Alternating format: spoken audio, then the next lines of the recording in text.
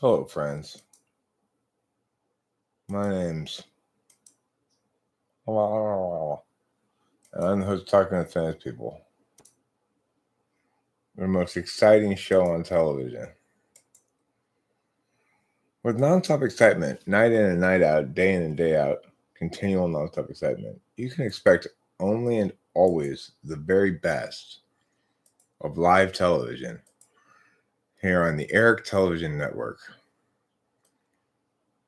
also referred to sometimes as Talking to Famous People, or the Eric Television Network.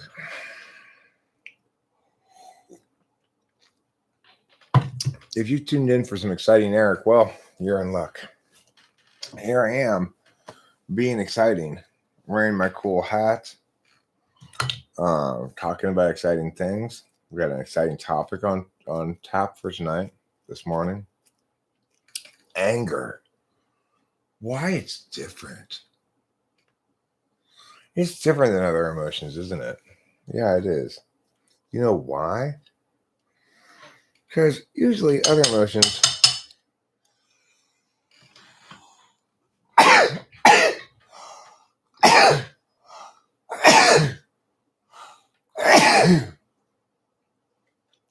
they're either good, bad, or neutral, independent of the instance, you know.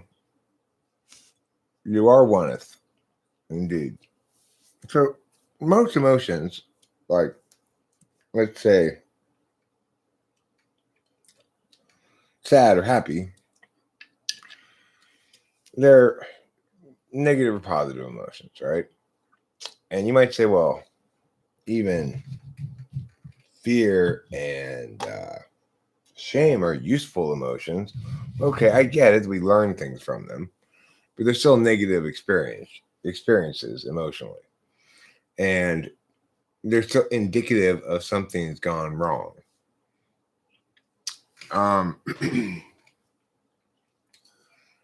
With anger, on the other hand, it's almost entirely contextual. Whether or not it's appropriate to be angry, and when it's appropriate to be angry, and when it's, in fact, you have some sort of positive moral indication that you ought to be angry, well, there are such circumstances, right?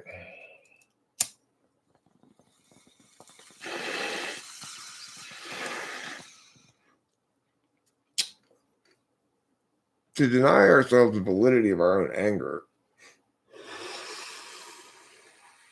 is to deny others the natural consequence of their own wrongness. They're never going to learn anything, you know? So you might say, well, anger is not actually a good way to teach people things. Oh, I disagree. I totally disagree. People look to you for indications to whether you're serious or not. If you're serious, then you're going to get angry sometimes because something that you're taking seriously is not being taken seriously enough by somebody else, you know? You can't be a serious person in the world without sometimes getting angry.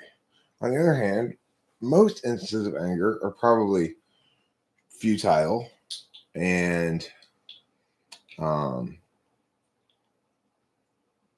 example of poor management of self. But again, it depends on the person as well as the circumstances. So I think by and large, anger is dealt with poorly in society. Like when I get angry, people should take me more seriously, not less seriously.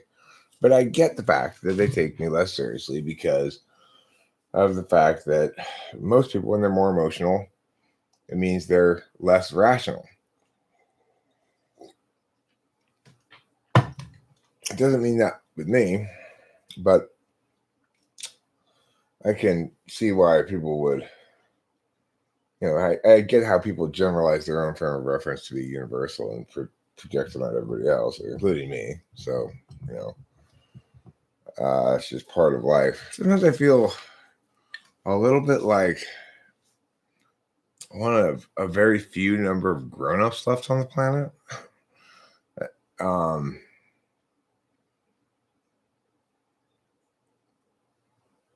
It's like I go to a great deal of effort, I guess you'd say, to manage the scope of my claim making such that nobody's got any good reason to disagree with what I'm saying.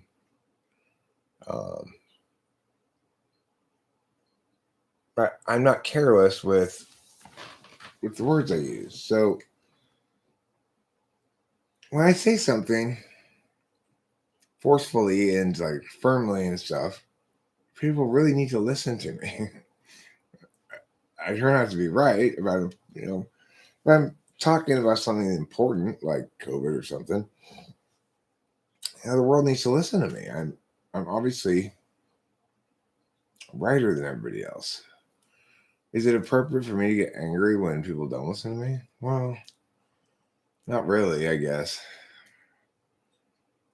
It's appropriate to get angry at the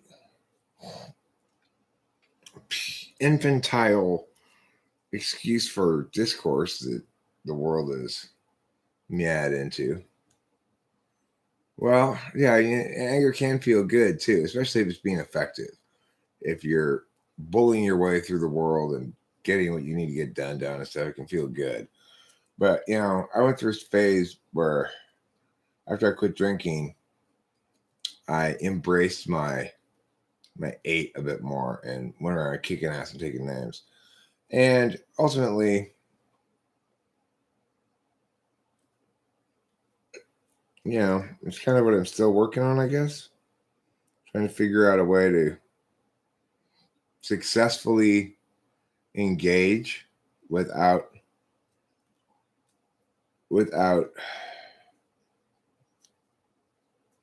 positioning like that, I guess.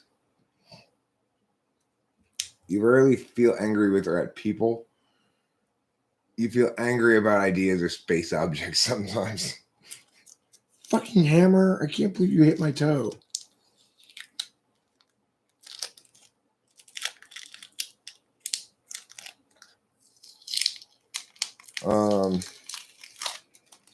But the point being that anger is definitely distinct from other emotions in that it would seem that, they always say, I agree with this, that your partner should never make you justify your feelings. If you say, look, I don't like the way that made me feel, that's all that needs to be said. There's no, well, you should or shouldn't like the way that makes you feel, right? However, anger is different. Anger needs to be justified, unlike every other emotion I can think of.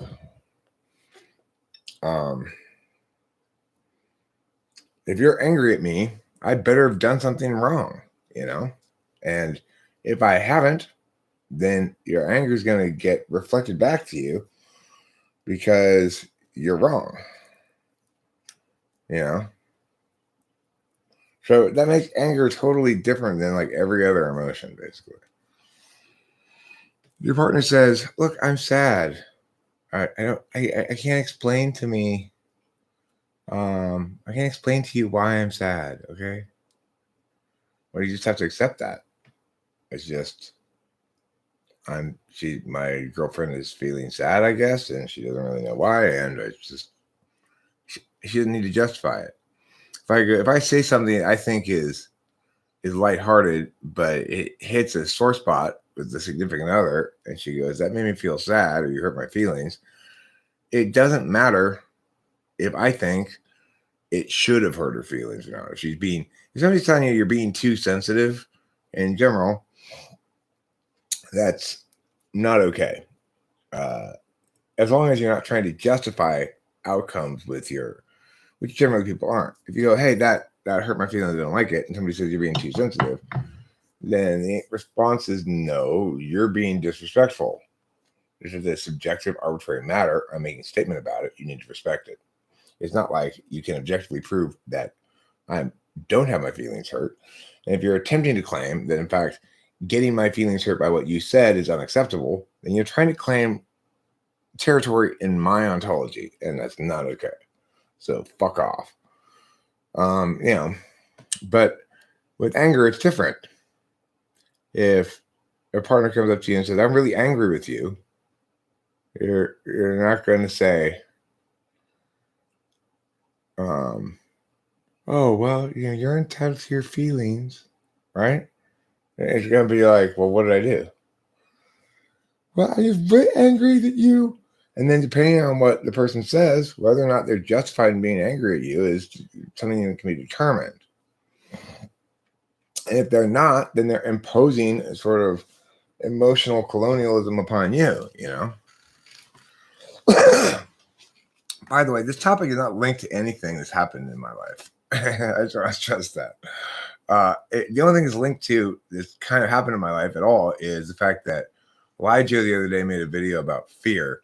And I started thinking about emotions, and I started thinking about how anger was different. It's something I'd noted before, but I started thinking more about it. And that's what prompted me to make this title.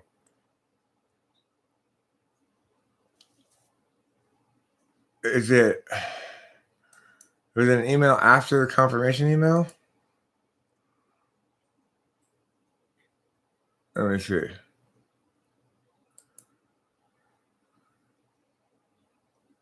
Oh, good. See, I was afraid when you said that you're going to say, hey, you owe me another $20. I wasn't sure what I owed you 40 from 4, 20 from 4. So I'm like, oh shit. Don't tell me I owe him another $20.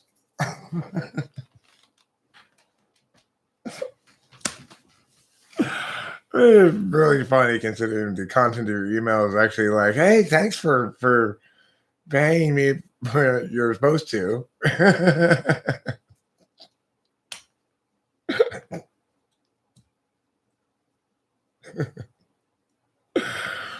Oh, it's funny. Two ENTPs dealing with each other. Two spoiled ENTPs.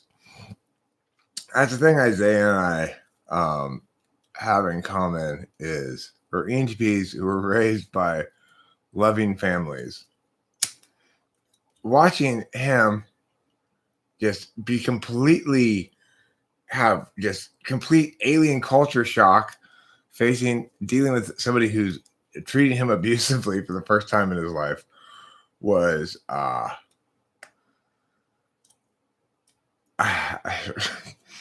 my god, dude, that girl, what was that girl's name? That girl's name was Rachel too, right? Was it also Rachel? Was her name Rachel? Rachello, I think we called her, right?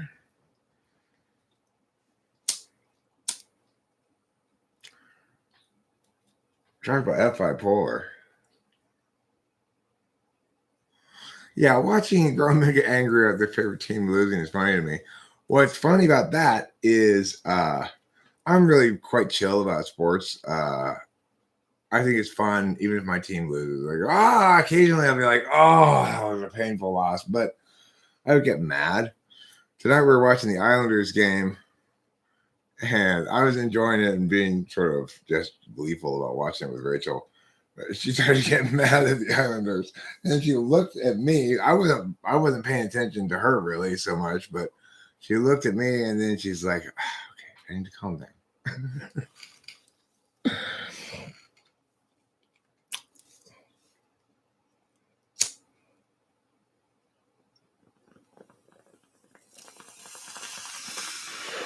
Well,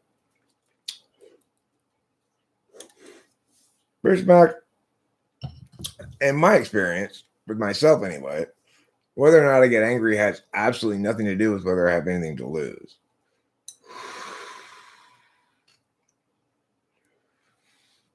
So it's like I get angry because people are irrational or don't provide adequate justification or don't deal with things fairly. In other words, there's not reciprocal burdens being met. But certainly not. It certainly has nothing to do with my own what's at stake. I mean, I don't normally have anything very precious at stake, I guess you could say. But I wouldn't allow something too precious to be staked, But yeah, my amount of anger really is unlinked to that. It's it's linked somewhat to my mood, but mostly to the thing in front of me. You know, whether or not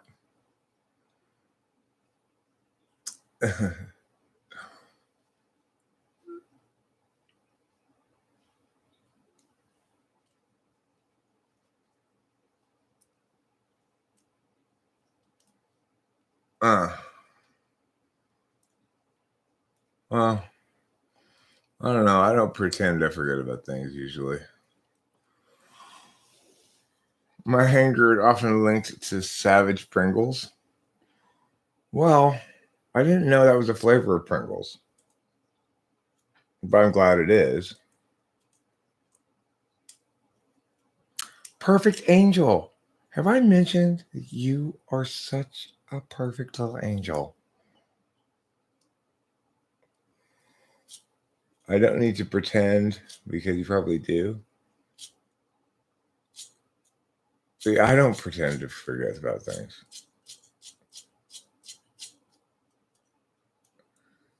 Would you like to talk to me, Kate Polymath? Hi, Karen Jan.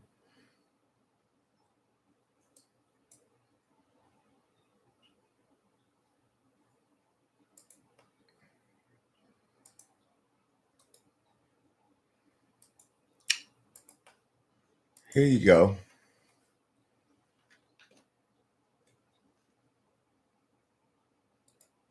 Sure. After all, you have more than one math.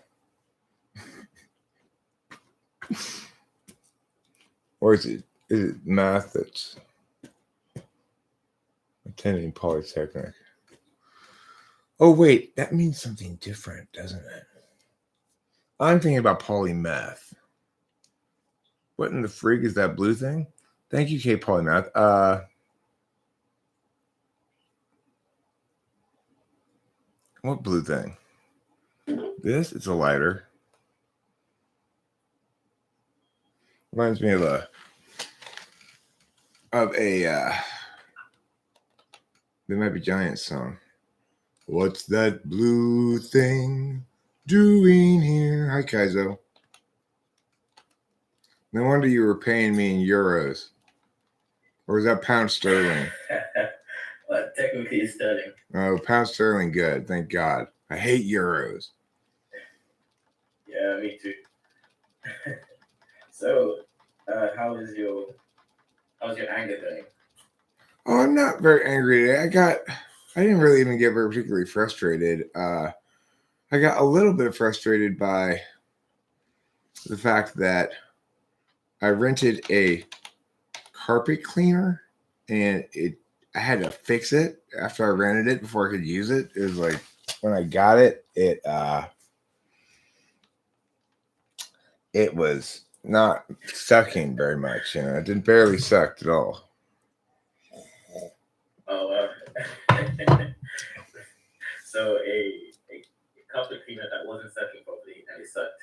Well, I fixed it. Yeah, I fixed it because the thing was, it's, you know how vacuum cleaners have a little thing that gets, if you tilt it, it gets sucked up and then it go and you have to stop and fix it. I don't know if you do a lot of vacuuming. Right. Yeah. Well, my woman usually does that. Okay. I like to vacuum. I've always liked vacuum cleaners. They're one of the few mechanical things I can understand how they work. And I can fix them usually. So it makes them very exceptional in mechanical objects in that regard that I can actually deal with them. So I always have liked vacuum cleaners too, for some reason. It just seems so satisfying to suck up the little bits of dust and shit, you know? Yeah. Actually, what I like is, you know, this carpet cleaner, it's where you put some chemicals and then somehow your carpet looks like it hasn't been washed for 500 years and it looks so clean and just, yeah, but it's quite satisfying. So hold on, I gotta write something here.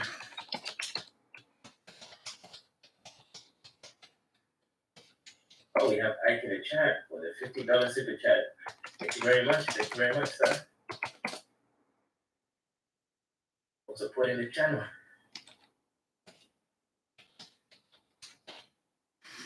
You're live with the original ENTP, the most ENTP, or the biggest ENTP. A bean super. NESS. My bong is a lot cleaner than you think, okay? A lot cleaner. Really? Yeah. Like, Okay. you could do surgery on my bong if you wanted to. Yeah, but then I'll get, I don't know, I might get some shit that's stuck there in the person, and then they'll complain that, Those are just clotting agents. Those are just clotting agents. Okay. Interesting. Bong resin works beautifully as a clotting agent. Johnny Doe says, I didn't sleep the night before, so I took a few Z-Quills yesterday when I got home from work around 6 p.m. It was lights out from there at 6 a.m. now.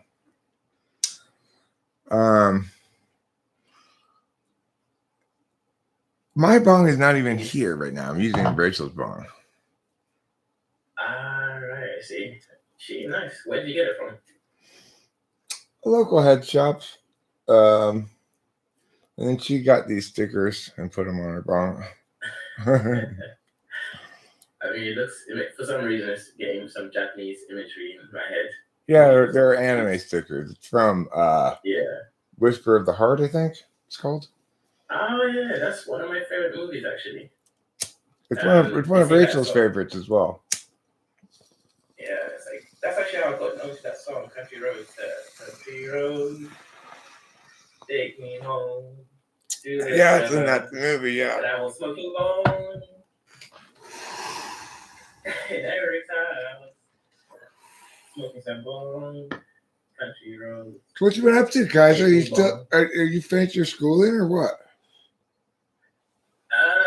Technically, I did finish the school. I had it in my thesis, and they told me I passed with minor corrections. So actually, my corrections deadline is tomorrow. So officially tomorrow, I would have.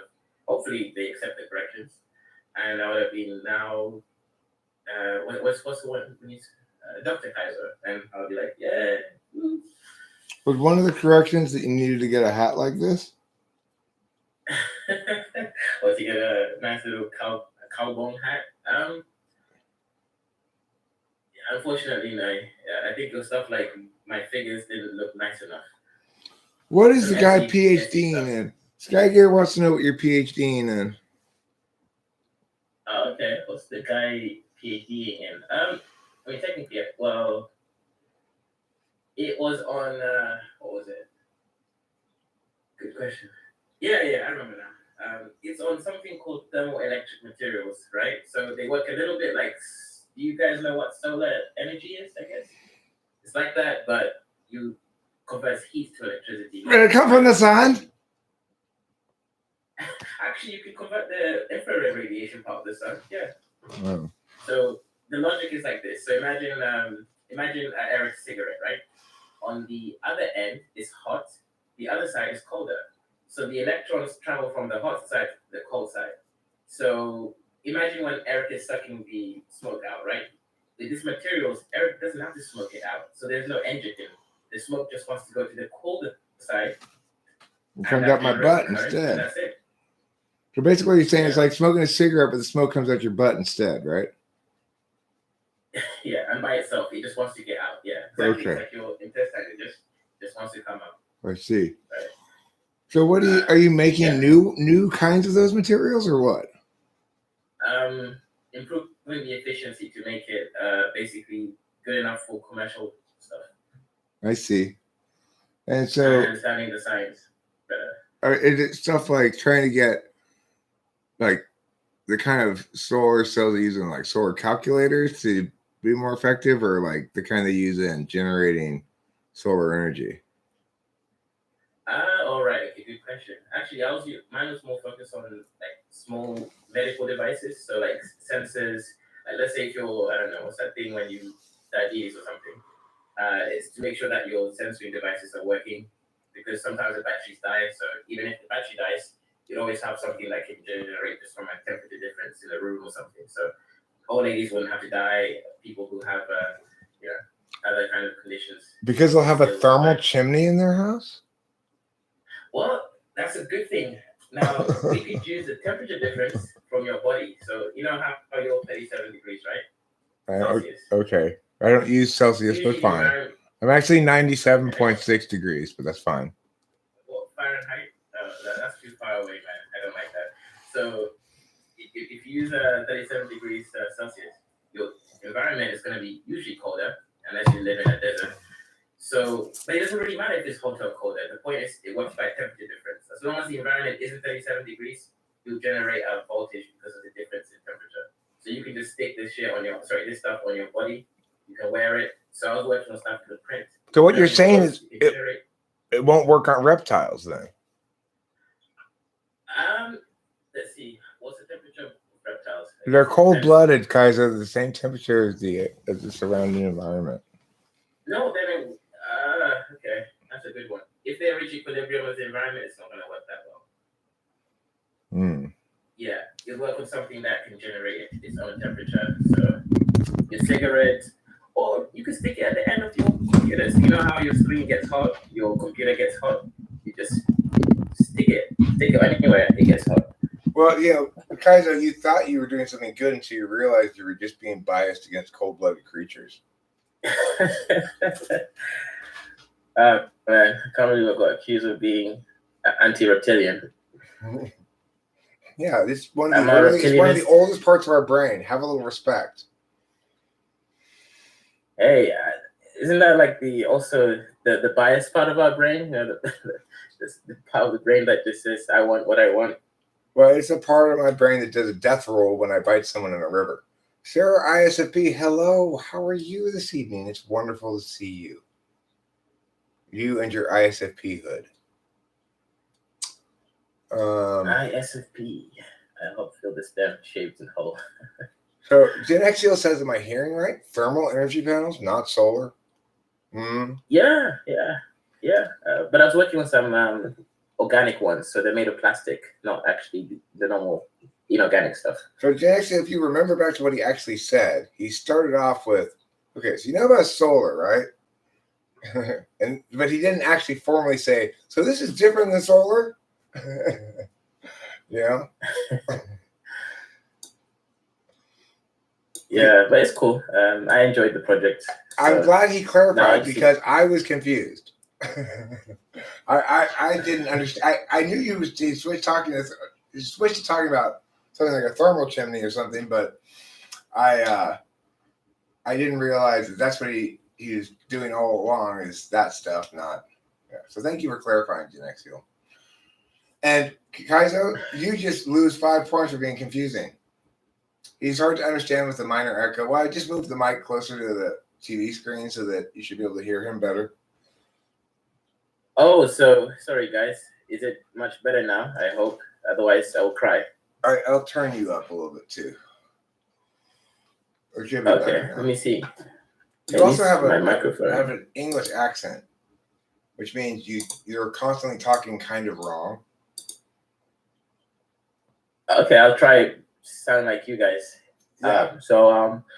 I was working on a PhD in Thermoelectric Materials, and it's kind of interesting, like, is that a little bit better, guys? Do you understand me a little bit more clearly right now? That is such a I don't really American understand. Accent. You are not doing a good American accent. Okay. I think I do a better English accent than you do an American accent. Right? Really? No, come on. I'd like a piece of fish, please. Righty. Okay. I mean, apart from the exaggerated, head movements, it probably looks more Indian, But if you just change the accent and then the head tilting, that would be pretty good Indian. No, that's English. That's British person right there. Try Scottish. Okay. I'm from Scotland. Oh! I'm from Scotland. Scottish different. Okay. Okay, I can do American. Okay, how about this? My name is Kaiser. I'm from Mississippi. I got me my gun and I'm ready to shoot me some. That's not too bad. Can you do Californian though? To talk California, you gotta kind of swallow your word a little bit and kind of go like that. Okay. Oh my gosh, like I was out with Terry just last night, and I can't even believe it. It's like, oh my God, no way. Like, literally, it was like amazing. Like, the best experience I ever had. Like, we just had the bomb, and the bomb came out, and then the smoke went into my lungs and filled me with grace. Oh my God. You still say can't. Cunt. When you're doing your American accent, you say can't instead of can't. I can't go to the market. Oh, I see, can't. I see, can't. Yeah, I can't go to the market. If you say can't, then you're British, you know. The kind of British accent that I like best, though, is the kind that goes, you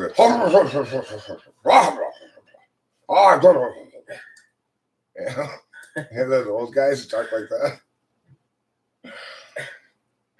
Americans sound whiny as Fleabag. Well, you know, it depends on which kind of American accent. So actually, I want these guys to try to type me. So Mr. Eric, ask your audience to try to type me. What do they think my type is? Okay. ISFP, ISFJ. Audience, would you like to ask him some questions? If you'd like to ask him some questions, then you are welcome to. I will ask him a couple questions to get started. Kaizo, can you remember the last time you went out to a restaurant to eat? No. No? Okay. No, but we've been in a COVID lockdown, so might be skewed. Do you remember the last sporting event you watched on the television? That was basketball. Okay. Who was playing? I don't know.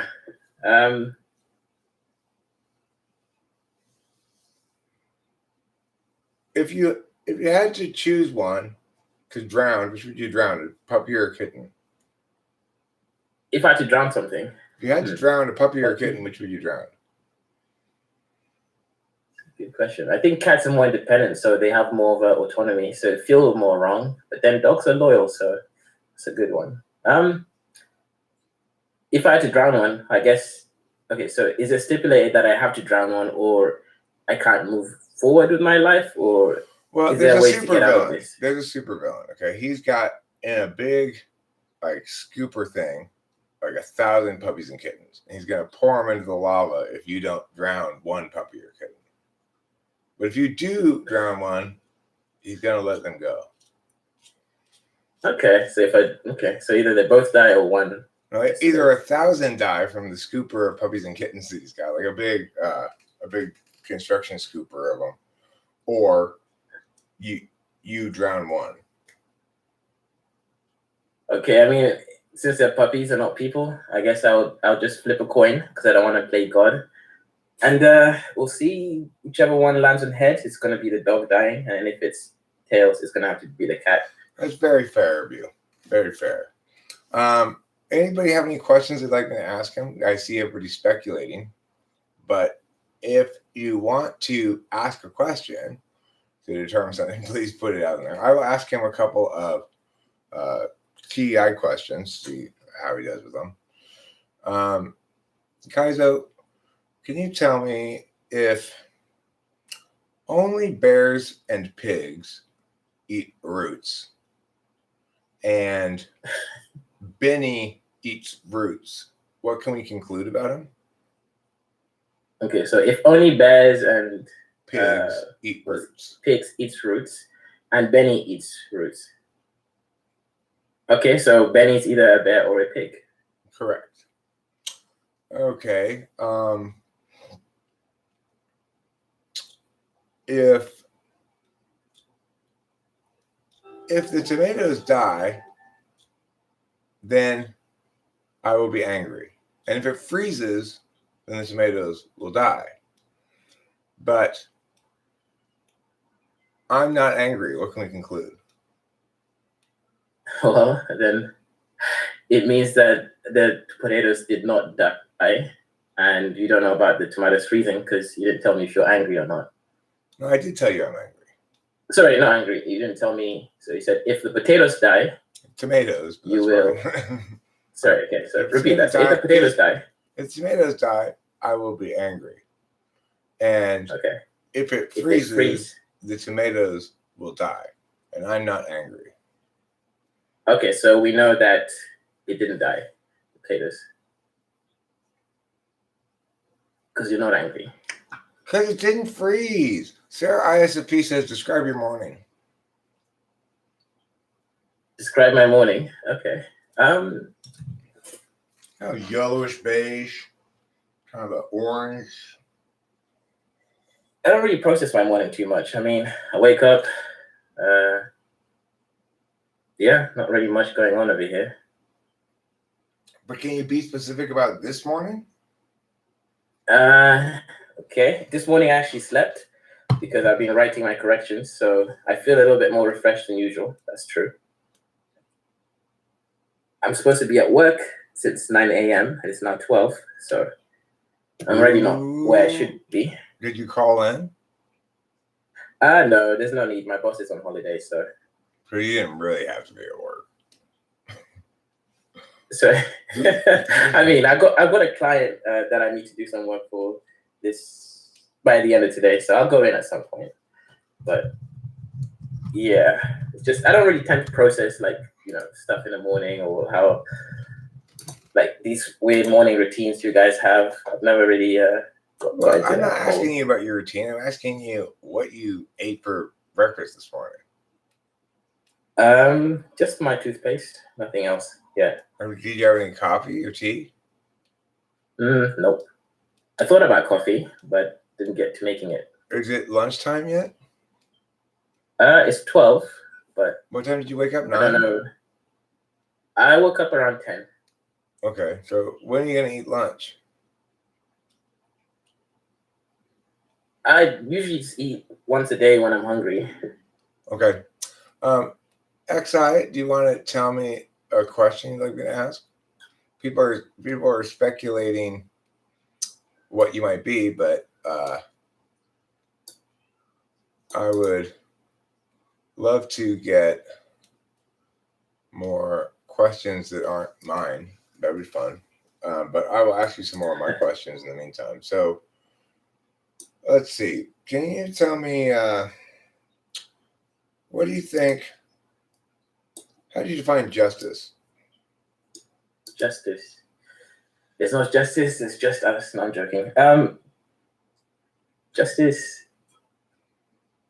I mean, it's a weighing scale thing. So it's about returning things to some form of objective balance. It's less to do with what is fair in a contextual arrangement. It's more objective, more balancing scales.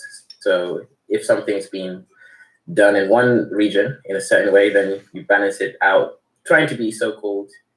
Yeah, it's more of a balancing scale act more than whether it has some kind of morality ingrained in it. So it's more about the judgment rather than the premises that the judgment is based on being somewhat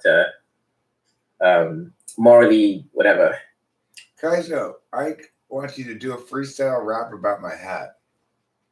Okay, let's go. Okay, what kind of freestyle? Like West Coast or East Coast? Actually, no, let's do East. Do you want me to give you a beat? Boom, boom, boom, boom, okay. Boom, boom. Eric is sitting on his chair, sipping on a bong. His hat looks kind of black. Don't know where he belongs. Should he go to Atlanta? That's where all the rich blackies live. But instead, he's sitting there with the colored sleeve. Actually, it's a sleeveless shirt. I guess my rap went crap. Now I feel like a tap. Pull me open and let the water sip out before Eric gets gay and thinks of eating me out. Oh!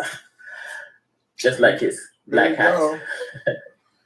Okay, so Oliver Linehan says he's NI 1 or 2. Karen Jan says, yes, I see NI. Well, then let's try the following. Kaizo, I'm going to give you a line of poetry. Then you rhyme it and give me a line of poetry. I'll rhyme it. Give you a line of poetry. You rhyme it, okay? So like this. Yesterday brought many pounds of rain. Wait, sorry. Can you repeat that? For some reason, my brain switched off for a second. It's just like, I'll give you a line of poetry. You give me the line that rhymes with it. Then you give me the next line that doesn't rhyme, and I'll rhyme with that and give you the next line like that, you know? So, okay. yesterday brought many pounds of rain. Today brought many hounds of pain. And then give me the next line. Oh, okay, yeah. Tomorrow I'm gonna sit down and take. Oh, no, that doesn't rhyme. Okay, You let's want start to again. not rhyme. Okay. It's supposed to not rhyme. I'm gonna rhyme off this one. Okay, cool. So tomorrow I'm just gonna sit here like a cat and gather up strips of bacon fat. When mail arrives late that day, I sat down on my staircase wondering what to say. The time came back and now I'm just wondering about this crap. When the doctor smeared me, he told me it was pap. And I said, "Doctor, I'm not a woman, though." Now you finish it, the poem. But then he opened me up inside and he was like, "You're a tranny, Paul." Still in the moment of the whispers, I listened. Too many words. It was just, and he said, "No, you are a stupid hoe." That would have been the best interview. NI. Okay, XI wants to know, what do you think your biggest flaw is? Who, me? Yeah. No. Some other person is not here. Okay. My biggest flaw is, my biggest flaw would be my main bedroom, I think, is quite big. The floor is not too bad. So it's like pretty big size. What is your biggest flaw? But my biggest human flaw, probably that I may forget certain things, like my favorite things to do, like basketball. Every time things change, I forget the things that I love. Let's say the whole pandemic, I'm gonna have to remind myself to go to the gym to do all the fun stuff that I love. So it's sort of forgetting the importantness of things that I tend to actually like to do. That's your biggest flaw? I forget to treat myself to what I really like. Right. I'm just too perfect. That's my biggest flaw. If you went to a job interview and they asked you, what's your greatest weakness as an employee, what would you say?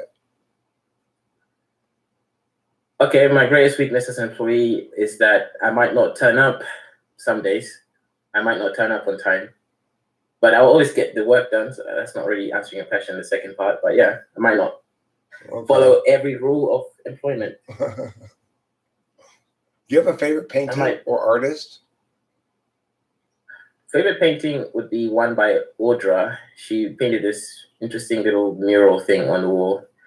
It's kind of like, has like some kind of waterfall following onto a table that has like a glass of wine that's tipped over, and there's also like an apple there. It's an interesting little collage of things coming together into like a bound of chaos. It's pretty interesting stuff. That's my favorite painting and artist, I guess, because I don't really like that many other artists, to be honest. Do you have any pets? I had 2 parrots, but my cat ate them. So we took the cat and put it in a bag, and then it was put inside a river. I didn't do it. My uncle did it.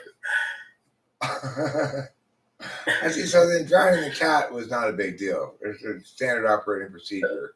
It's a family tradition. Okay. Let's see. Let me ask you about music.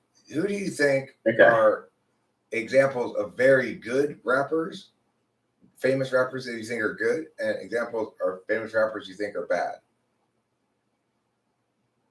Okay. Rapper that I think is good is someone like Kendrick Lamar, J. Cole. Someone who I think is bad is any person from the West Coast. I don't really like West Coast rap or Southern Kendrick rap. Lamar's from Los Angeles. Who? Kendrick Lamar's from Los Angeles, you know. No, he's from Chicago. Is that in Los Angeles? Oh, he's from Los Angeles. No, no way. He would not sound like that. Watch the video of King Kunta. He talks about being mayor of Compton. Interesting. He's Okay. dancing all King around. Kunta. Yeah. I don't like that song. I actually don't like that song. It sounds too annoying. King Kunta. Yeah, that sounds West Coasty, but I don't think he's from the West Coast.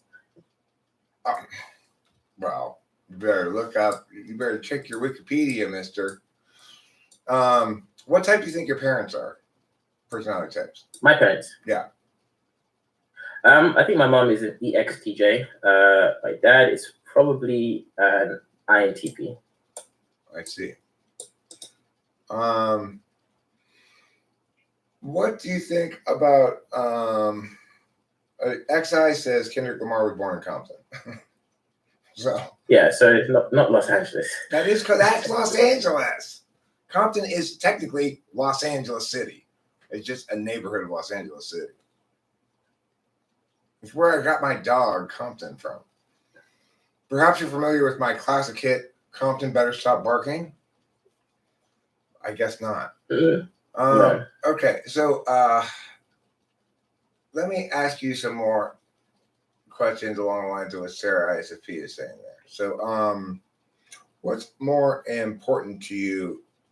I mean, do you have a clear understanding of, talk to me about how you understand the people around you. Is it sense of like there's inner circle, medium circle, outer circle, or is it, I know this person's closest, second closest, third closest, fourth closest? Okay, that's a good question. I tend to have neither of those things. It's just I have people that I interact with significantly and then people who I don't. So either you meet a certain requirement of significance and there isn't necessarily a circle, so they're not even necessarily knowing each other, or if that's not the case, then everyone else is sort of just on the outer edge, just interactive, but nothing substantive necessarily. Yeah. Okay. If you were to have a garage sale, yard sale, or whatever you call it in England, I don't know. And car boot sale. Okay. If you were to have a car boot sale, how likely do you think it is that after you were done, you would say to yourself a couple days later, God, I wish I hadn't sold. Yeah, I actually really liked it. I didn't think about it very much when I sold it. Or do you think, nah, I'd never do that. I know what I don't want to sell and what I want to sell. That's a good question. I think I would usually probably not put things out there if I thought that it's going to be things that I don't want to sell. Although that's strange because I like to hold things sometimes as well, because I know things have uses in the future. Mm-hmm. So if that's the case, I probably would try to at least isolate things that might be important, like things of value in any kind of substantive, definitely. And if it's sentimental, that's a good one. Let me ask a follow-up question here. So if you do keep something around these called sort of hoardy behavior, is it because you have a specific intended use for the thing in mind, or you just think that might be useful for something someday? It might be useful for something someday, because it tends to be that things, at least in my life, tend to be useful someday. Like I cut off this stove. As soon as you throw it away, you go, fuck. This is that thing I've been waiting to use that thing for. Like just literally it happened.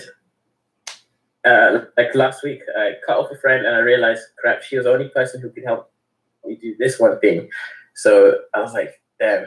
Then I went back to her, I was like, hey, sorry. And then she said, well, you're only here because you need me. I was like, yeah, because I called her useless before, but then but now she was useful. I told her, hey, you can reclaim your usefulness by helping me. No, I'm just giving you an opportunity to be useful, to prove me wrong. Exactly. So she thought when I said that she's useless, that I was making an eternal statement, and I was just making a static state of, observation. You were just. I didn't say that she was always good. You were just being a dick, is what you were doing.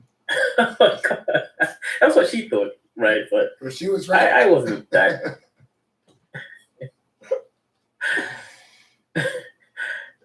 Yeah, so I do tend to regret sometimes throwing things when I realize I might need them. Like right now, I just bought a new hard drive.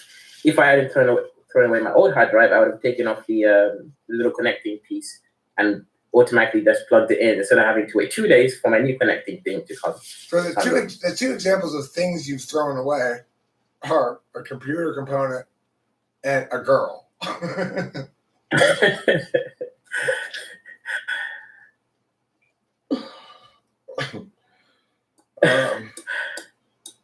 Yeah, so it's a bit unfortunate, but it's funny. Anybody have any questions? Everybody wants to shout out guesses. You know, it's like the reason I'm a good typologist is because I understand that I have to ask a lot of questions in order to know the answer. I can't just know without probing things that are confusing to me. If you have a bunch of suggestions to what type he is, if you think he's ENFJ or if you think he's whatever, then like XI says ENFJ, Oliver Line says ENFJ, or maybe ENTP. Well, how would you distinguish that? XI, if you wanted to falsify your own guess of ENFJ, what question would you ask to try to falsify it? Or same thing with Oliver, you know? I guess the answer is we'd have to ask more SI questions. So can you tell me about your elementary school years, Kaizo? What do you want to know? Okay. Do you remember a teacher you had when you were like 12 or 11 years old or 10 years old? The only one I remember was someone who unfortunately died of brain tumor. And then we had like a whole set of thing like flying balloons and stuff. But what I do remember is I was an idiot. I thought that he had a brain tuna. So sorry guys, I thought that there was a tuna stuck to his head. That's what I remember. And yeah, the guy was a good kid. I mean, I liked him. He was a good teacher. Okay. Now, I would like you to give me an example from your own life of an instance when somebody displayed sour grapes. What's sour grapes? So sour grapes is like there's a story of this bird that's eating some grapes, and this coyote comes up or something like that, or a fox, and says, "I want some of those grapes." She throws them down to me, and the bird goes, "Nope, you can't have any." And then the coyote goes, "Well, they're very sour, awful grapes anyway. I don't want them." The sour grapes is like. Well, you're really right. Yeah, that's right. I get it. So it's like the guy who can't get a woman, and then he just says, "You know what? It's not worth it. She's a bitch anyway. Yeah, she's a bitch anyway, and not really as cute as I thought." And then she starts like shitting on the thing we can't get. Yeah. Okay, from my own experience, I don't think I've done that. At least I'm not conscious of it, but I've observed people doing that. So the person I could observe that is a friend I used to have. We used to go getting girls together. And a lot of the times when the girl didn't give him the number, he would be like, "Oh, you're BICKXYZ. Anyways, you smell," blah, you know. And yeah, right. Meanwhile, I know very well that he wants her, obviously, but just couldn't get her. So he just turns around, tries to convince himself that it's okay and that she's actually not great. I didn't understand it because I thought to myself, well, if you're gonna seek something and then that thing doesn't end up on your hands, then just accept that you didn't get it. If you're going to create this constitution saying, well, I didn't really want it, it wasn't really great anyways. Like if I was going to get something and I couldn't get it, I would say, okay, I tried, I didn't get it. Maybe next time I will. If I was going to want to do it officially, I'd be thinking, how could I actually go around this? But I wouldn't rephrase that. Because the thing is, you've got a choice there as to how you want to tell your story, right? The story can be a positive story where you go, okay, well, I failed in this instance, and let's see what I can learn from it. Or it can be a negative story, like you're saying, which is I'm going to displace all of the learning opportunity into anger against the other person. In that case, the anger, going back to our original topic of the live stream, is not justified. Is what he said just an actual story or a narrative of an event that regularly happened? Yeah, I was thinking the same fucking thing, Oliver Line. I'm trying to get that out of him. So can you give me a specific example of a time, of a specific instance of a time when a You saw two female friends get catty with each other. And tell me the story. Okay, that's good. Two female friends that got catty with each other. Okay, the only one I can remember is when my girlfriend at the time and my other friend who became my girlfriend were arguing about me. One of them, they were best friends. One of them was defending me, saying that apparently I know more than she does. The other one is saying apparently, I can't remember the exact storyline, but I remember one of them was fighting to defend me, the girlfriend, and then the other friend was somehow accusing me of something. And yeah, that little fight. Now they're best friends again. Obviously, I'm not their friend anymore. So. And now they're both in Anal Bracket Anonymous. Thanks a lot, Kaizo. XI, you know what? My bad. What I just did to you was display a little cognitive function bias. For me, with TI tool function, the way to know things is to get information, to ask questions and probe and stuff. But knowers aren't like that. So, you know, it's why INFJs probably aren't going to make particularly great typologists. It's because they're going to know right away what they. I'm not saying you're an INFJ, but as an example, INFJ might not be a great typologist because they might know right away what type you are. Or they might be right or they might be wrong, but regardless, they don't think that knowledge is the end result of a long process of parsing. They think it just happens, you know? Yeah, I mean, the personal questions are hard to answer because I don't know. Some things I don't process as much. Would you prefer to eat a cheeseburger and fries, or fish and chips? Hamburger, cheese and fries, or fish and chips. It depends on the fish, I guess. If it's a high quality fish like salmon, gently grazed with butter and some. When do they use salmon and fish and chips? Never. It's gotta be Okay, if it's just a cod, you mean just the takeaway stuff? Probably the burger, since I buy it more often than the fish and chips. So I'll go with that. Do you have a religion? Religion, no. Spirituality, yes. Okay. How many hours of sleep do you need a night? Me as a person or a human? You personally. In general. Okay, it depends. If I want to function well, then I probably need around 7. If I just need to sleep in order to function, probably 3. I've been surviving on 3 for the last week and a half. So it just depends on if I want to be very cognitively able or if I want to just be of my autopilot mode. So 3 hours is enough for autopilot. 7 hours is enough for being able to engage in cognitive things that are non-static. Mm-hmm. So there's a question here.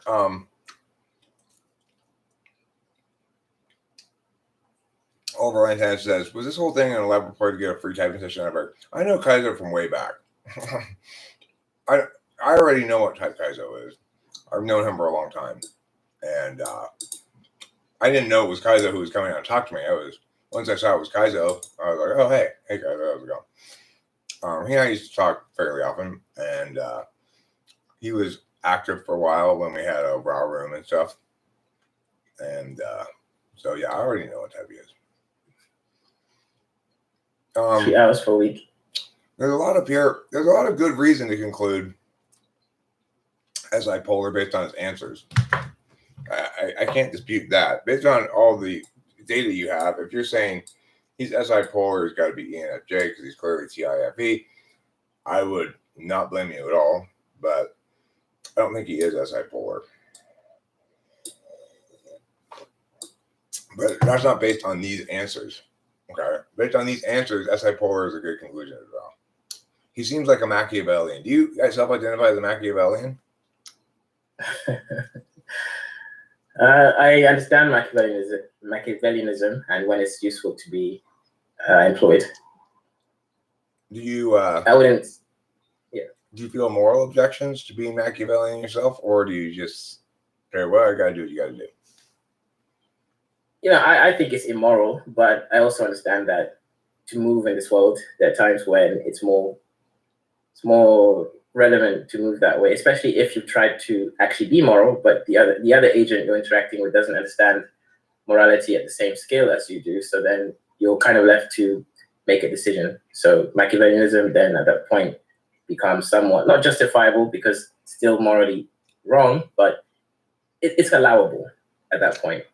But it's not something that I inculcate or integrate myself in. But I understand it, and it just depends on the level that you're thinking at. So if you're looking more at that individual level, nay. If you're looking at group levels, moving big objects, like for example, if you're a politician, you have to make a choice that affects multiple people, then it makes sense in that level, because any decision would contradict some other person's free will or ability to interact with the preferred state.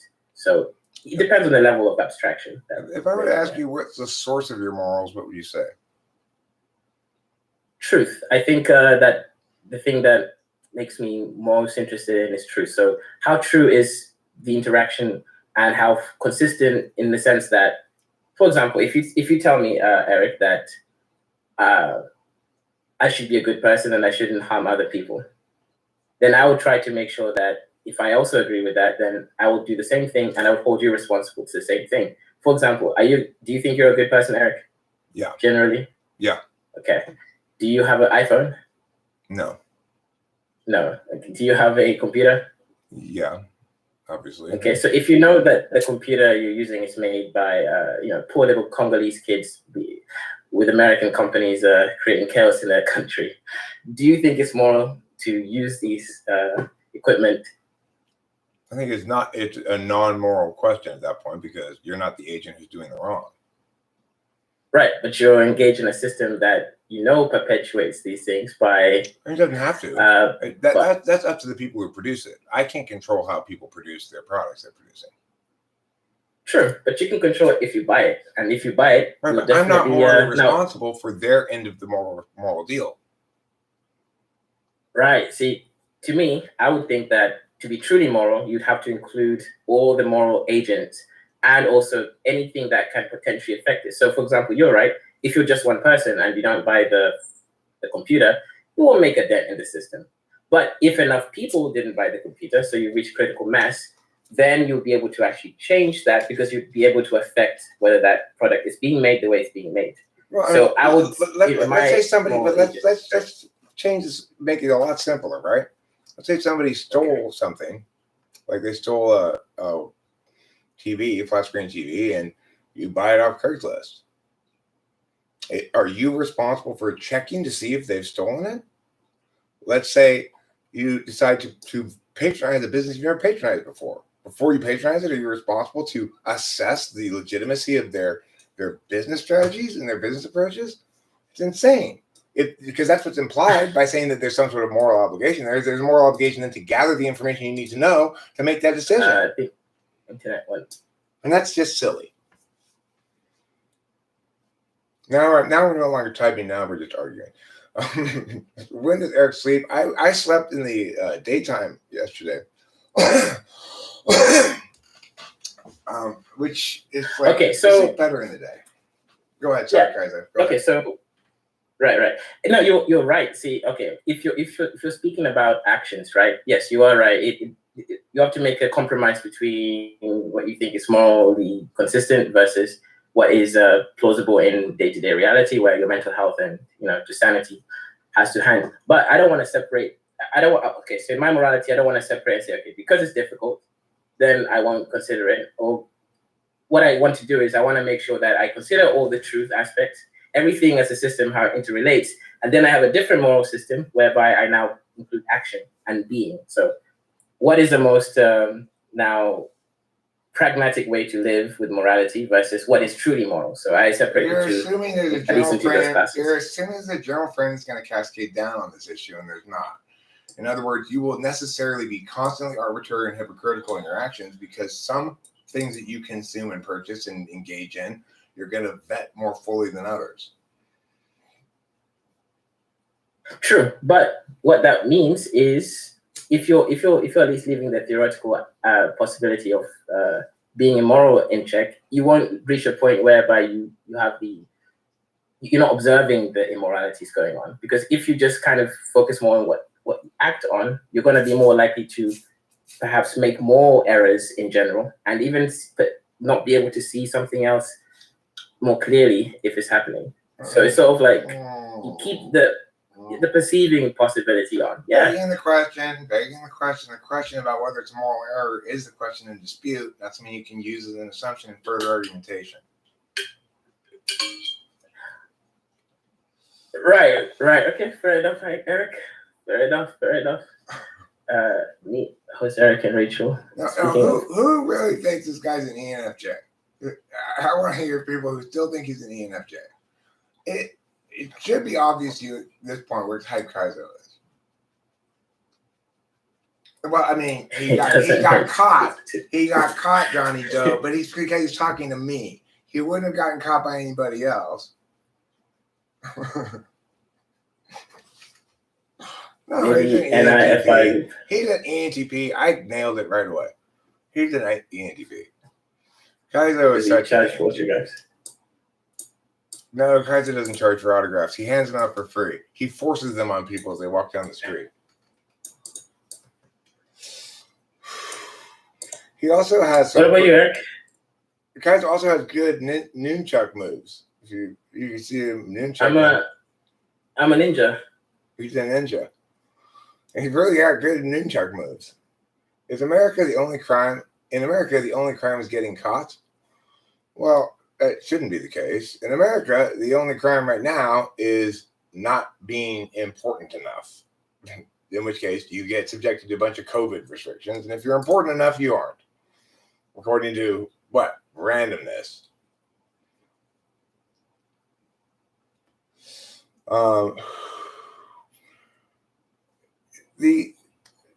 America is fairly broadly, mostly quite just in its criminal justice system's applications. The problems are laws that are guaranteed to be enforced in arbitrary ways. Namely, laws where a cop can choose to let the person go and there's nobody to complain about it, like drug crimes. In that case, they're going to be enforced arbitrarily according to the whims of the cops. If they feel like letting the guy go, they'll let him go. If they don't, they won't.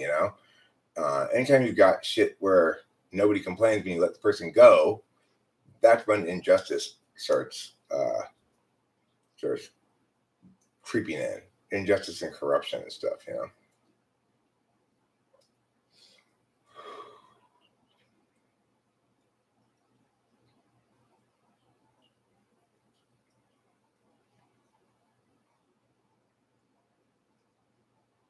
Well, it's not that he's not the best debater, Johnny Doe. It's that I am.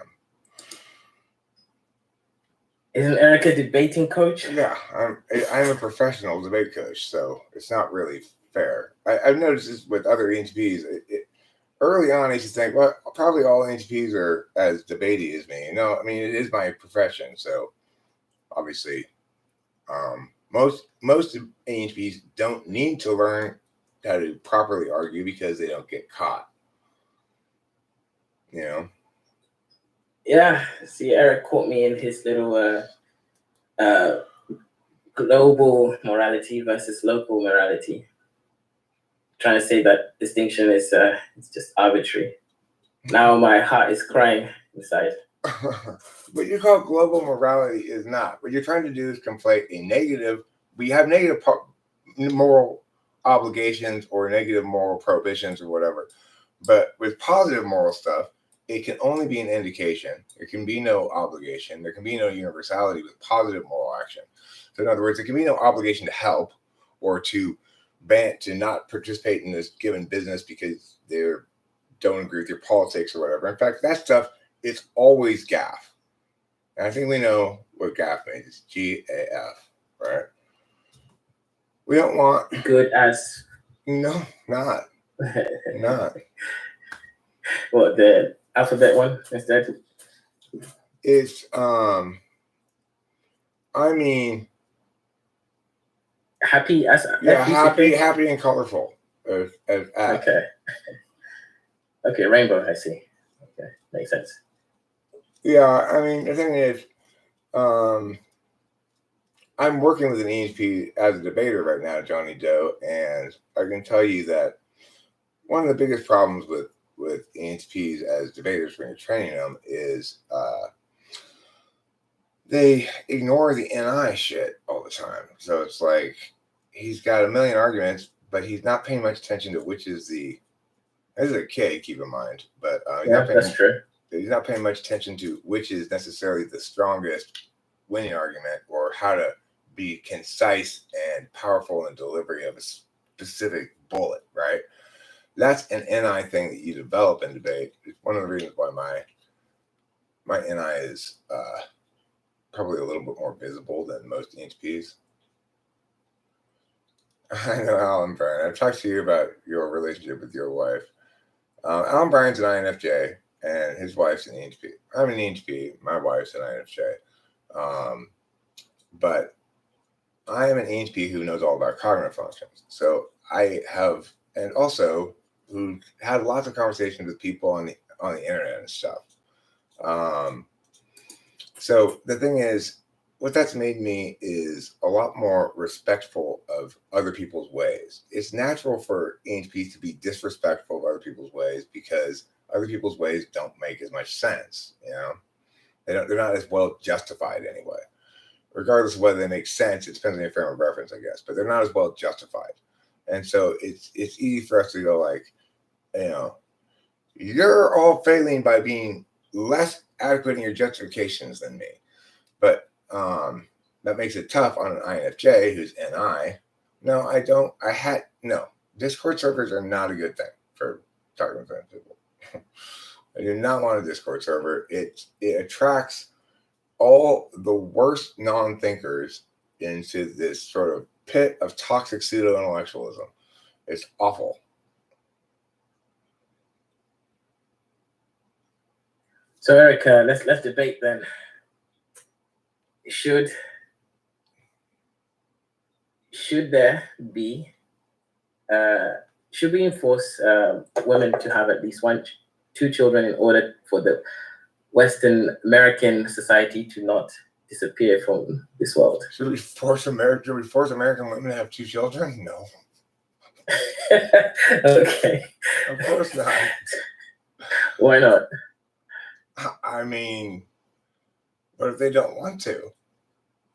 Well, what if you want to maintain American civilization? What possible justification do you have for the claim that this maintenance of American civilization is predicated on women having a minimum or maximum or exactly two children each, or what? Well, at least 2.2 really, but you know, the 0.2. It's not like our population in America is shrinking. Yeah, only because the Mexicans are coming in. So they're Americans too once they're here. Okay, I wanted to see how your F5 would respond to that question. I don't think that's my F5 really. Well, it's F5 in the sense that it tickled your justification. So it's more like a TI frame. Like, what the hell is this? Like, okay, interesting. So, what is your moral values? What are they? I mean, I think that by and large, individualism has to rule the morality frame. In other words, we can't have a proper morality that doesn't put the onus on the individual. And to put the onus on the individual means to make sure that the onus you're putting is legitimate. So, you know, for example, it was very illegitimate the way COVID was dealt with. Now, that illegitimacy might, in certain instances, be justified if it were a real, like, if we had airborne Ebola or something, you know. But instead, it wasn't justified by anything. The fact remained when COVID came around that there wasn't a need to make everybody stay home. The people who were very concerned about catching it could choose to stay home and isolate themselves and be perfectly safe. So they don't need to worry about what other people are doing, right? Okay, but what if I say the UK, that's the American government, American argument. The UK argument is we have a national health service. If too many people catch it at once, and of course, there will be some people within that group of people that will become severely sick and need medical attention, then the National Health Service will be overwhelmed. Yeah, so that was the logical argument. I heard the argument back then too, and I said at the time, number one, there's no reason to believe this prediction is going to be true based on the fact that even when they were maximally abusing the methodology of data gathering to inflate the fatality number as much as they possibly could, it was a 4% in Italy. You had 97% of the people who died in Italy being over 80, having multiple pre-existing conditions. So it was like, okay, and also they're only testing the sickest people in the country. So it's like right away I knew, okay, the actual fatality rate is going to be a fraction of that, 0.1% probably, equivalent to a common cold. And I was proved to be correct, okay? So the thing is, at that instance, you say that you go, well, first of all, the health crisis is not going to be overwhelmed, which I was right about. But second of all, even if it is, so what? So what? I mean, it's like you're saying to avoid having too many sick people at the hospital, let's lock everybody in a cage for a year. It's insane. I mean, what's the big deal if we have too many people at the hospital? How is that the end of the world? They'll get to them, they'll find some beds, set up tents out in the parking lot or whatever. They'll do what they got to do. Of course, it never happened. Okay. There was no curve to flatten. It was like this instead. Nobody was at the hospital. Okay, that's a good point. Now, what do you think of the African countries that had? Can you hear me? Yeah. Yeah. What do you think of the African countries that basically most of them, apart from South Africa, didn't even get a fraction of death rates from COVID? Yet they still instill these lockdown practices and things. Yet they're dying more from malaria or other like dysentery or some kind of diseases. What's going on in the psychology of these people? I mean, it's indicative of the global mass hysteria that overtook the world when the World Health Organization had too much the bully pulpit. I don't think anybody in the World Health Organization predicted that people were going to take them seriously this time. The thing is, in every instance prior, they had tried to, scare up as much fear as possible for SARS and avian flu and nobody paid any attention to them really. And then, so as always, here comes the new virus. Let's make a big fucking deal out of it, and maybe people will listen to us a little bit this time. Well, instead, they hit critical velocity or escape velocity or whatever you want to call it, and the whole world went fucking insane. Right. Those people might die because not enough machines to make them breathe. Right. There was this whole thing about not enough ventilators. I mean, those things kill people, and it was proved very early on that anybody who got put on was much more likely to die than people who didn't. He's an ENTP, genetics. Yeah, I know it. Yeah, this is actually funny because I have a girlfriend, right? Well, anyways, now she's Ethiopian, right? Now in Ethiopia, the COVID death she's a what? She's Ethiopian. Oh, Ethiopian. Okay, I didn't hear the word. Okay. Yeah. Now this is funny. I had this conversation that led us into a fight. So I told her, I was like, Ethiopia only has 4,000 people dying from COVID. That's basically no one. She corrected me. She's like, no, every life is what? I was like, yeah, but people die every day and it balances each other out. Then I told her, look, the only reason why you care or scared about this COVID is because of that global mass hysteria, as you said. I use a different word. I said because the Western media, what's that word? Coerced you into thinking this is a real problem, even though it's not in your country, with only 4,000 deaths out of 100 million people. So I told her, hey, you guys don't even care about lives. She said we should protect every life. I say, no, we shouldn't. Then she said that we should do everything to protect. I said, what if the government says we no longer have to wear masks and wash your hands every day? Would you wear it? She says no. But then she thinks that she's correcting me by saying, but I don't want to wear it now. And I told her, yeah, but you said we should do everything to protect people. And if we know that the common cold will kill more people in Ethiopia, since it killed 64,000 last year, it probably will kill something similar-ish in the next couple of years, we should definitely have this caring about people's lives by eternal washing hands and wearing masks. I asked her, should we do that? She says no. So in our mind, she thinks that we should do everything to protect people, but the thing that actually kills more people, she doesn't want to do it. But the thing that doesn't kill anyone in Ethiopia, she wants to. And I just couldn't get over that. Like, my brain is still hurting from that whole ordeal. And she doesn't seem to understand that she's only really caring because it's brought to her attention and right. Well, and the whole mass media. What's even worse is she doesn't understand that she's part of a great evil, a great threat to civil society. The capacity to be convinced by the wrong kinds of arguments and the unwillingness to demand the right kinds of justifications. The unwillingness to discuss the whole thing honestly and openly in the first place. But see, why did that happen?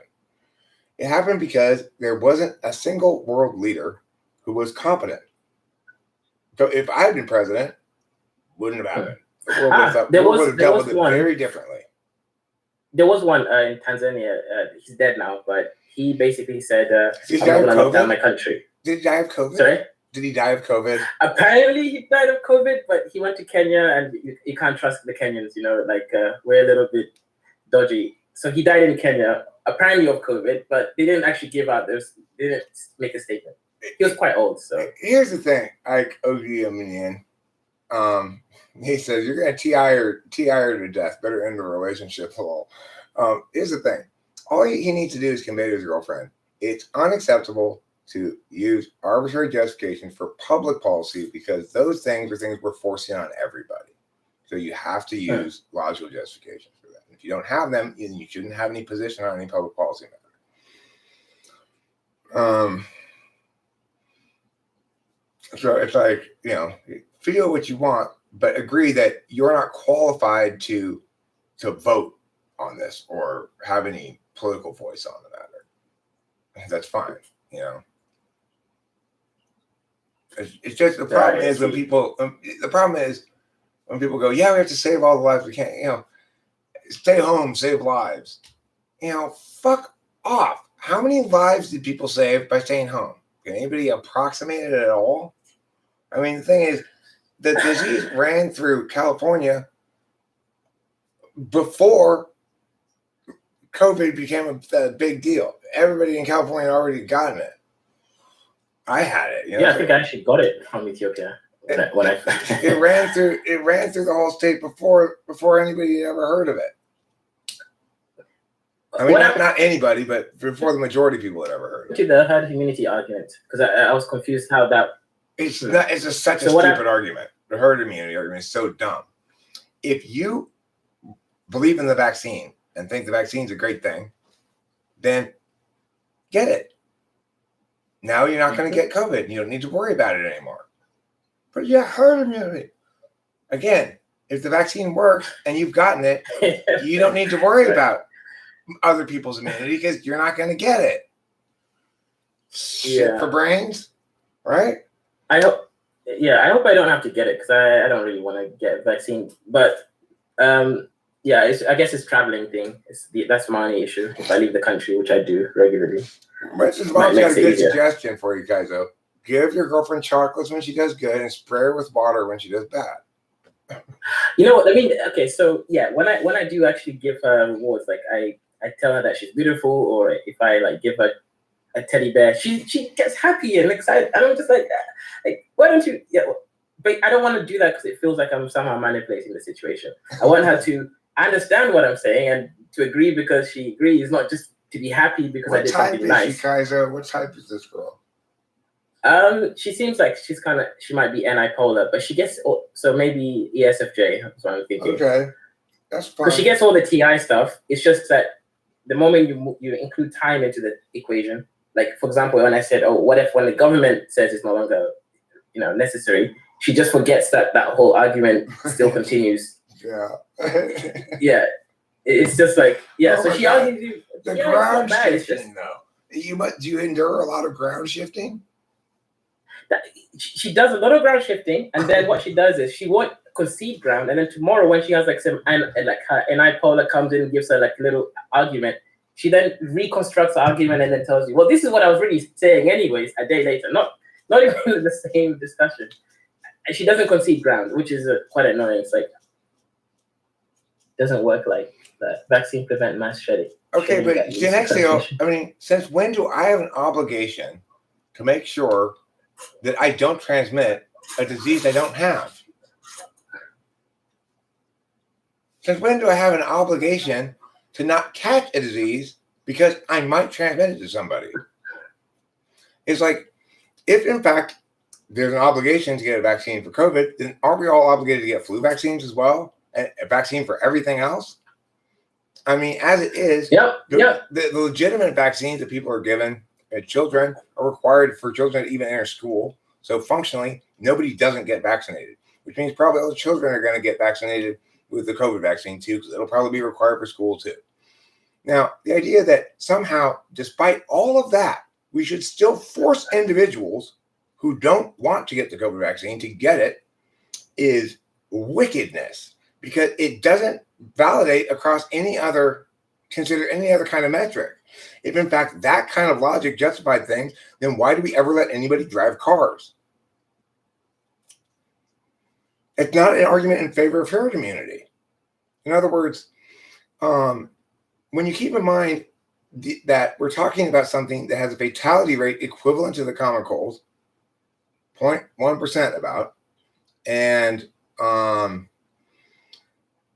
then the idea that herd immunity is necessary. Now, if you're talking about polio, obviously we managed to get rid of polio as a virus. It no longer is alive. We managed to get rid of smallpox.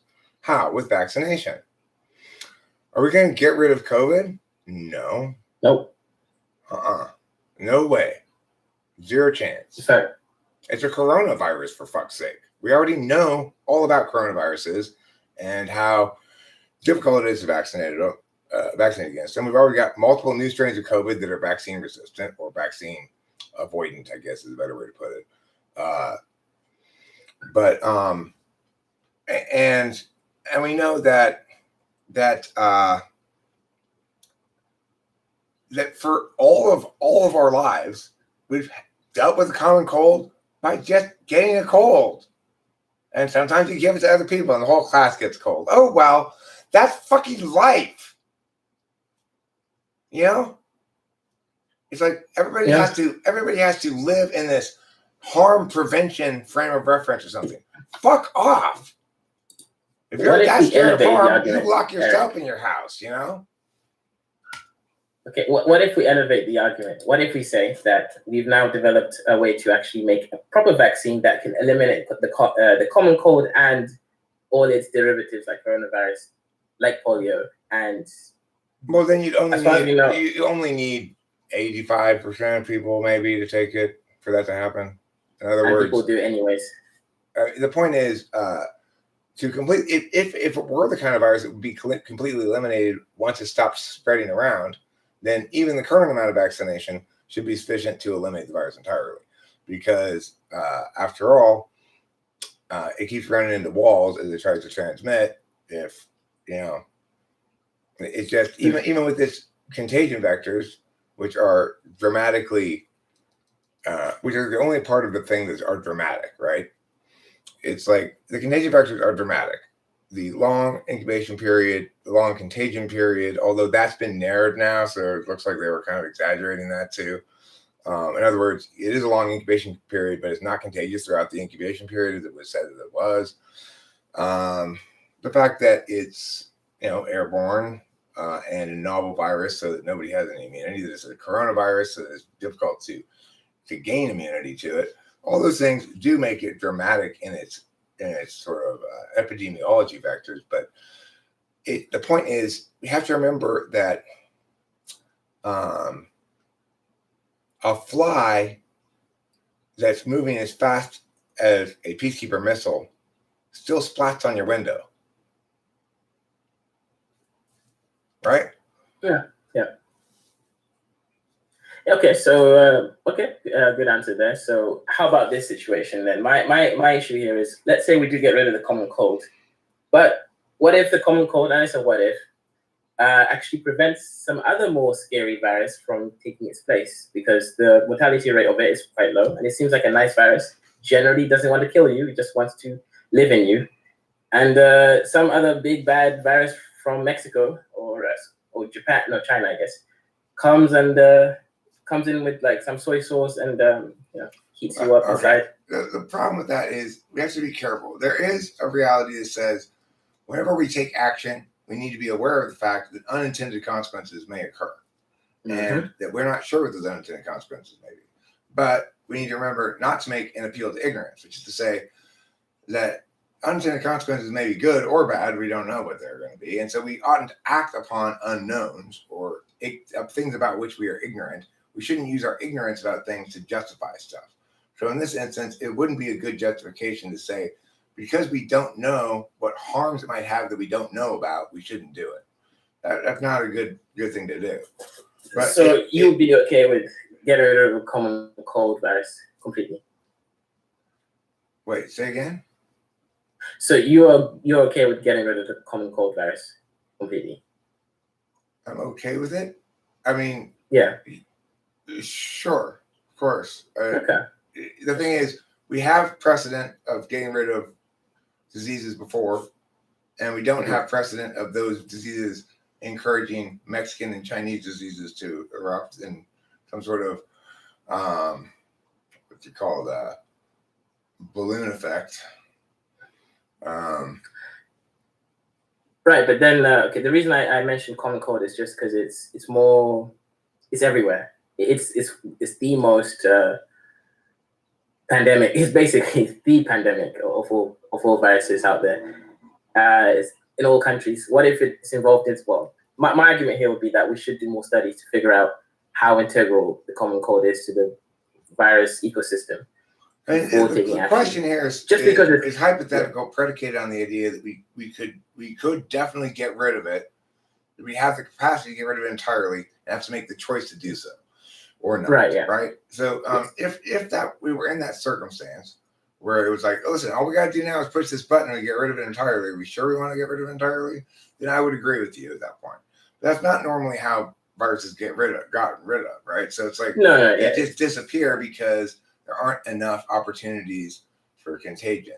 I agree. China lied from the get-go about all kinds of shit. That's why I said early on that it was probably almost certainly a lab release and not naturally occurring. The other best argument against it being a naturally occurring virus is that in every other instance of a naturally occurring virus that leapt from one species to humans, we know what that species was. The bird flu comes from this bird. The swine flu comes from that species of pig. The whatever came from a camel, whatever come from monkeys, right? But what they said at the beginning about this was that it came from a bat. And the reason they said that was because the virus that they could identify that was closest to COVID was one that was found in bats, but it was only 96% similarity genetically, which is not close at all. It's fucking Grand Canyons of distance between the two things. And yet that was the justification that was being used for why it was naturally occurring. And I couldn't find anything but these two scientists getting quoted saying it's in fact,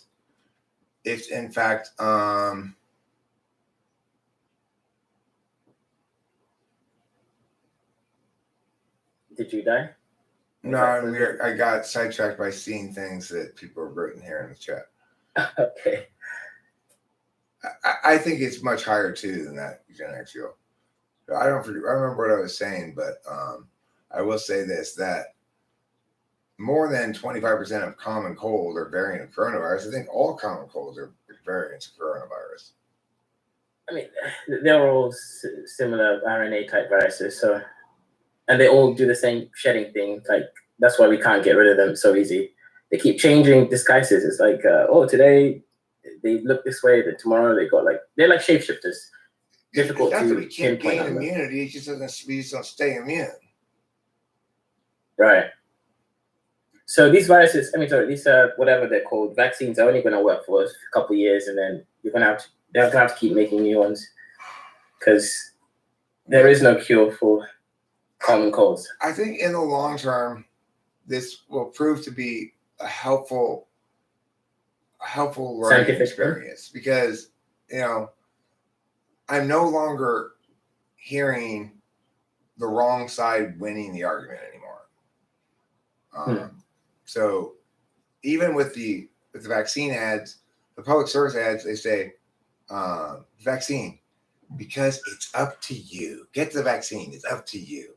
Well, I actually like those ads because I don't care how you want to tone it. I hear the right words. It's up to me.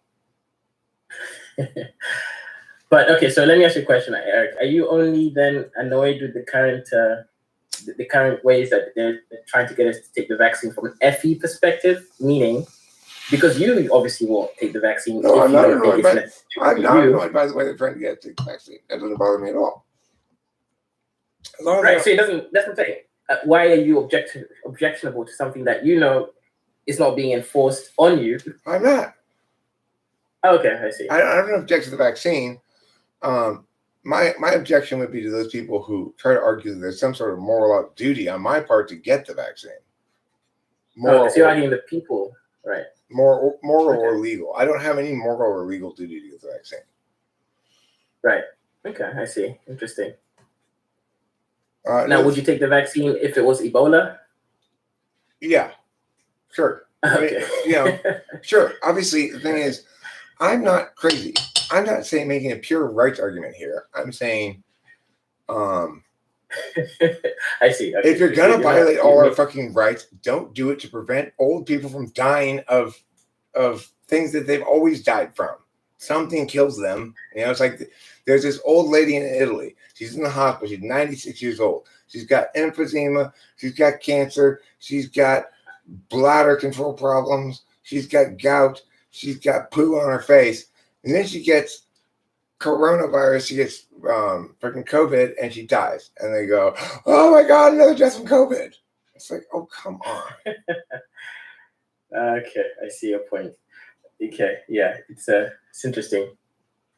I mean, I think the mass hysteria is interesting because before I wasn't quite sure it was a real thing in the sense that I knew it happened, but I didn't really actually sort of download this programming then that goes into their minds and then it controls how they actually feel and think. It's like mass hysteria can literally make them all feel the same thing, even if it's factually incorrect to an extremely high level. Like it wasn't factually incorrect. Interesting. It wasn't. The media didn't lie. Didn't they lie? No, they lied a couple of times. Not much. It was like, oh, it's 5% mortality rate. That was. They were reporting. They were reporting the figures that the World Health Organization was giving. The problem wasn't they were lying; it's that nobody was thinking critically. When I researched why China lied, of course China lied. Yes, Alan Bryan, China lied. What I'm saying is when I read all the articles as to why all these news sources were saying it was natural source for the vaccine, they were all citing the same two scientists making the same arguments. And so it's not like they were lying. They were lazy and not critical thinkers because they were quoting these scientists who said, well, it's 96% similarity. So it's really, it's probably this bad virus or something. And nobody was saying, wait a second, that's not close at all. Okay. Fair enough. But at least it just taught me to completely ignore the mass hysteria when it happens again in the future. I didn't realize it was real. Yeah, I mean, the thing is, I was mad about it right off the bat. I couldn't believe it. I was like, there's no way. Are they really canceling March Madness? It was the first thing that I was just like, oh my God, the world has gone completely insane.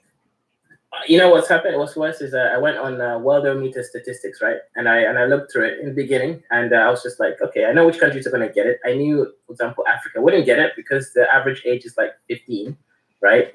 So it doesn't really do much against young people. And then you get idiots giving me the not all argument.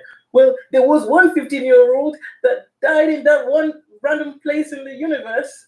And I'm just like, yes, but that's not the argument. The argument here is statistically it's not affecting them at anywhere near the same rate. So these people bring the fact that it has a potential to happen with the same quant argument as it happens frequently, the same similar sort of rate.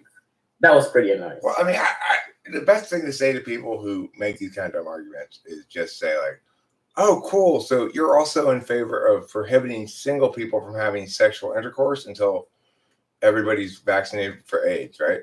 Because, almost 900,000 people died of AIDS last year.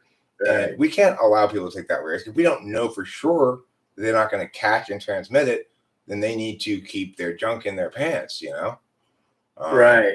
If they want to they can get a license to have sex by going down to the government office, and they can then both get tested, and after test, but they have to then be monitored to make sure they're not having sex after the test before they have sex. So there'll be a chaperone assigned to them until they have sex, and then if they want to have sex again after that, they'll need to get a new license to get tested again because they could be out there fooling around. Right. I'm glad that you're on that side. I'm glad you're on the same side with me on this, that we need to prohibit individual single people who are not currently in married relationships. We need to prohibit them from having sex with each other until we solve this AIDS problem. Because frankly, right now, stay home, save lives. 900,000 people died last year because of your unwillingness to keep it in your pants. Yeah, I think that sounds like a good thing. And not just that. Let's also criminalize cheating, because even if they're married, right? If they go off the marriage, and they're increasing the chances of catching the AIDS virus. So, yeah, criminalize adultery as well. Obviously, driving is unacceptable. It takes too many lives, and the thing is, we agree now that since our cold takes some lives, that's good enough reason to force everybody to stay home. So surely all the deaths on the road are good enough reason to force people to take public transportation at least. Yeah. But there is one argument I would agree with them, though, is if HIV was only transmitted through sex or blood, and it had a high transmission rate, meaning most people got it just simply by being in the same room as someone's, or touching someone's hand who didn't wash it after whatever, and it killed people immediately like Ebola, then yes, I would agree with that argument, obviously. But that's a completely different argument. If it were a completely different argument, though, Eric, I'd respond differently. Yeah. So, Eric, when are you getting a vaccine then? I'm not planning on getting it unless there's a good enough advantage to getting it. Like, for example, the Dodgers have discounted tickets for people who prove they're vaccinated. That's not a good enough advantage to get me to get vaccinated. But, my dad got vaccinated. He's fine. It's not like it hurts. It doesn't seem to hurt you at all. So, I mean, we'll see long term. You never know. But at the moment, it seems to be safe enough. If there was enough of an advantage to getting it, I'd get it. Okay, so fair enough.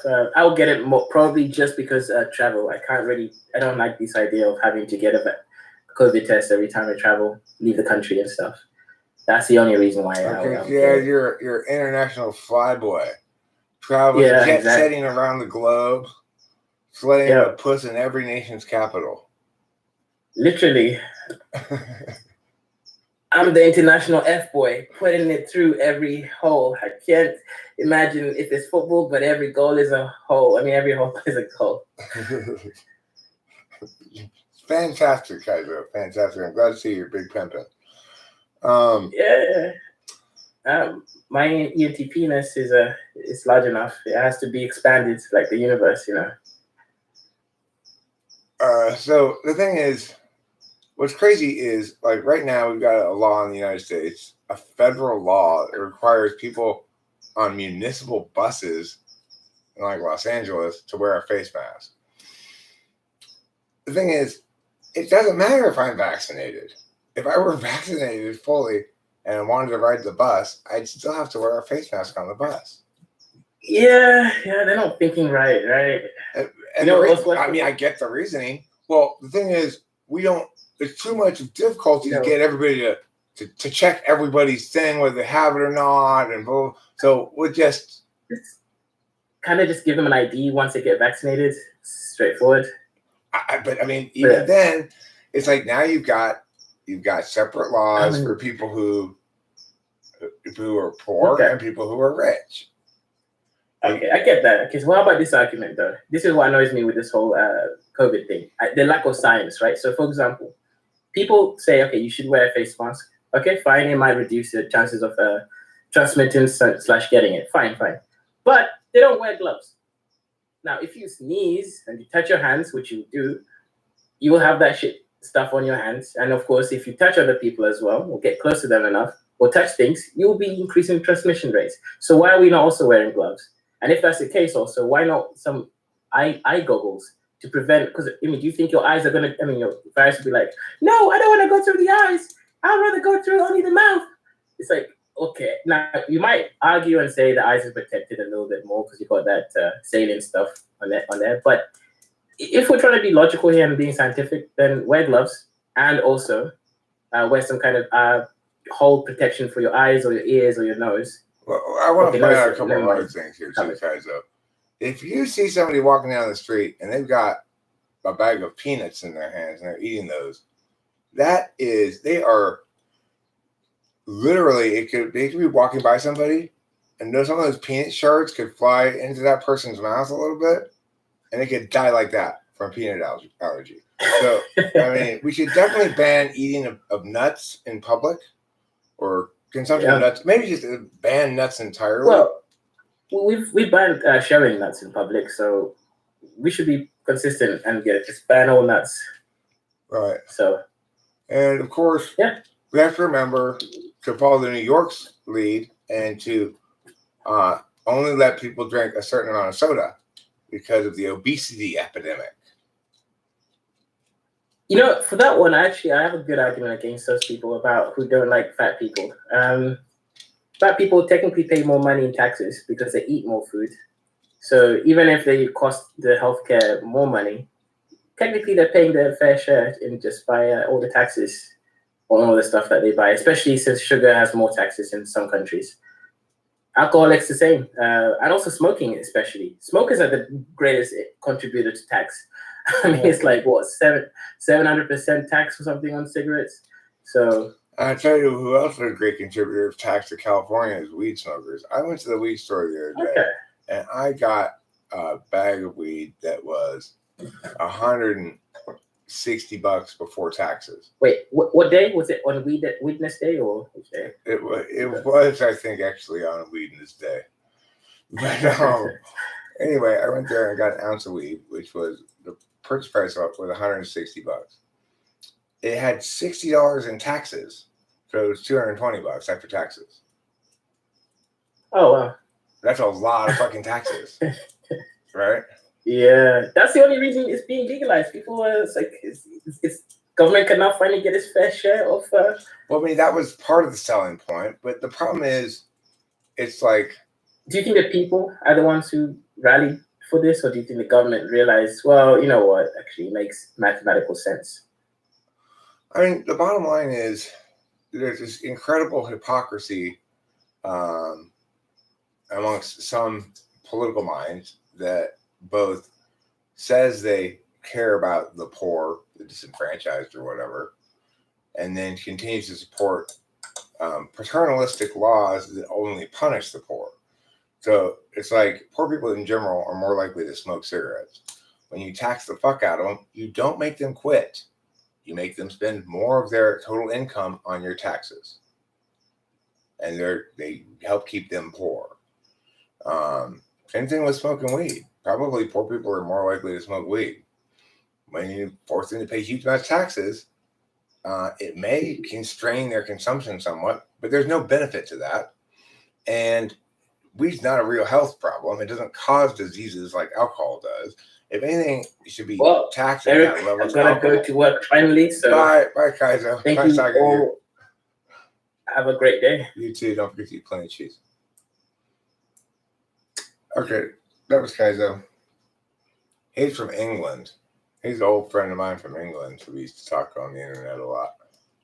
One of the few ENTPs I consistently seem to get along with pretty well. We've butted heads on a few occasions, but secure truly secure ENTPs are pretty rare. And Kaiser's a very secure ENTP. And he's had a lot of, I guess, achievement, affirmation, whatever. He's rude as fuck. Is he? Did you find Kaiser rude? Huh. No, I've known him for years. Yeah, I know what type he is. I was just doing that because somebody here suggested they wanted to play. What type is he? So I said, okay, I'll ask some questions, you know. No, I had no idea. I'm looking at this screen here in the live stream. I wasn't looking at the autonomy room. I'm looking over here where the live chat is. Kaiser wasn't on camera. There wasn't anything to see in there anyway, so I had no idea you were in there.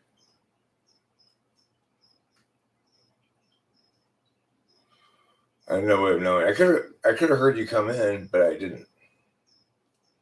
Usually I would hear something like that, but maybe Kaiser and I were both in the middle of talking. I was in there GKR like 10 minutes. What's GKR mean?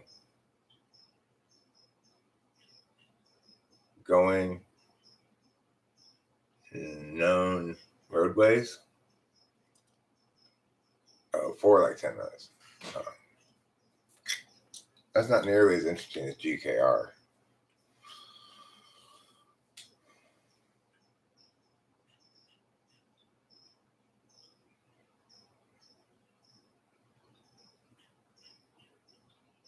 I've heard about it. Yeah, I heard about it.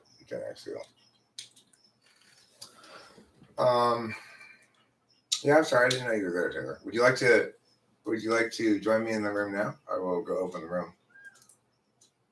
We can chat if you'd like. I had no idea you were there.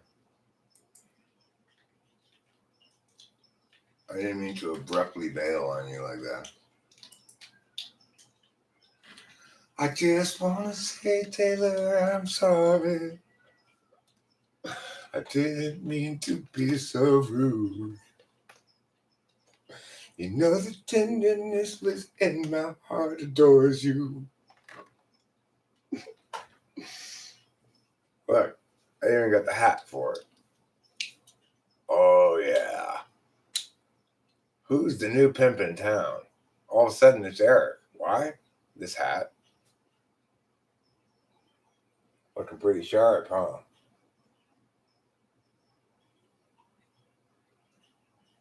Bobby Joe, get them cattle on the other side of the ranch. Get them on down there. Get you on up into that cattle ranch over there and poke you some doggies. Hi there. Hi, Taylor. How are you? Well, hi there. It is an absolute pleasure to see you. It's been a while. That's a fantastic hat. Thanks. Winston's mom gave it to me. She sent it to me in the mail. Who did? Oh, Winston's mom sent you that? Yeah. Winston's mom hasn't sent me anything. What's GME? Oh, GameStop?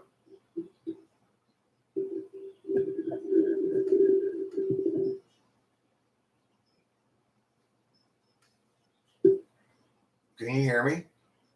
Yeah, me? Yeah, what's GME? Is it GameStop? Yeah, it's GameStop. Yeah. Okay.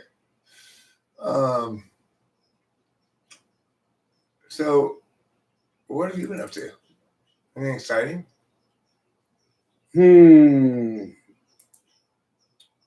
I got bit on the ass by a dog the other day. You got bit by a dog?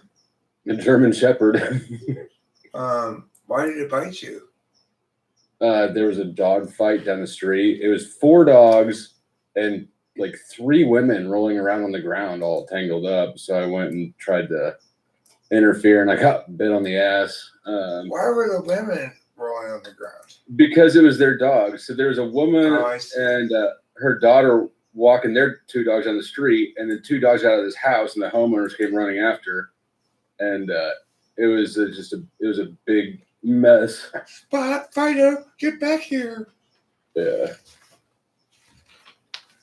But I tried to grab one of the dogs, and then another dog bit me on the ass. The German Shepherd bit me, but it was like not a. It was like a warning shot. It was bad enough that I bled through my pants the rest of the day, but it was like that dog was not trying to hurt me. Or well, I hope at least you made sure to bite one of the women on the ass to make it even. 2 of them. Okay, good. Because I'm vindictive. Well, that's fair. No, it's fair. It's their fault, after all. Let's see here. What's going on here in the Chizat? Is it Fortnite transmissible? Is coronavirus Fortnite transmissible? I don't know what that is. I've never played Fortnite. A video game, I guess. I've never played it either. I can do the towel that I can do the Fortnite dances. I know some of those. Sprites McGee, may I agree? Words work sometimes. Did you see the woman punch the bear to save her dogs this week? No. I'm curious about this one. I want to Google it. Woman punches bear to save dogs. Punches dogs. Is there a video? If there's a video, you should play it. Pull it up and play it because I want to see that too. Woman. Make me feel like a bitch for losing a dog fight and she's knocking out bears. It's not putting punches. The first thing that pops off. And the first thing that like Google thing suggests. All right, let's look at it. Copy link address. I'm going to put it over here. No, I'm going to put it over here. In this. In the meow. And oh.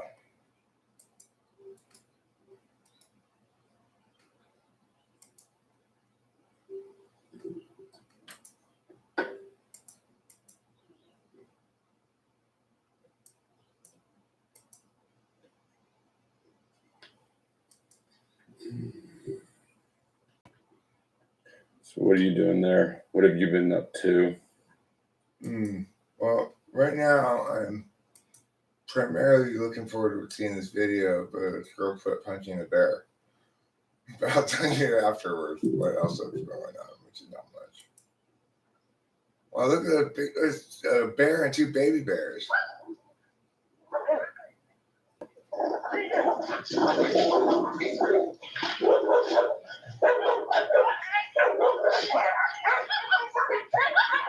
There's little dogs. Holy shit.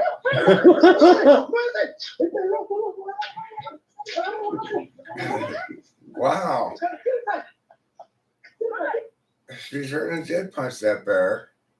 Yeah. She pushed it off and the it was wall. a mom bear too with cubs. Yeah. I guess their mom would come to and expect that lady to okay, is that the link to it there too, Sean? Okay, cool, thanks. Bear's like, what the fuck just happened? Granted, anyone can act instinctively the way she spoke about it, but her nonchalance of it was all notable. Yeah, check it out. Here's the link I watched. I think the link Sean put is the same thing, maybe, but there's a link I watched. She's got too many dogs. She got like 5 dogs. That's too many dogs to have, I think, personally. But, you know, I guess some people like to have that many dogs. I like to have no dogs. Yeah, I'm okay with having no dogs. I wanted to have no cats too, but they're all right.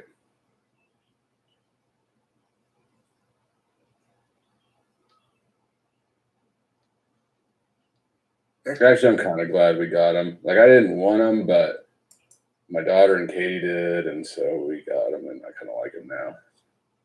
What are they? Cats. Those emotions. Oh. They were put on hold by time. We have one cat here. The thing is, it keeps saying a California teen girl. But that didn't look like a teen girl to me, did it to you? An old lady. Yeah, no, it looked like a woman. I wonder if there's a different. Not old, but she looked like she was probably 50 or 60, you know? Yeah, she did look like that.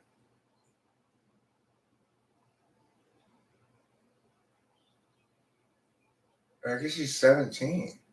Because she doesn't look 17 at all. She looks like shit. Because 17-year-old Haley Moronico rushes to her dog's rescue. Oh, yeah, I guess she is 17. Look at that. When you see this one, look here. I'll show you on this other page. You see that? What's her? Yeah, this one. I guess you put it on TikTok. I believe it. Oh, yeah. Okay. But you can see from that picture how if you turned her around. Right. She got, yeah. Because like at the end of this part, right?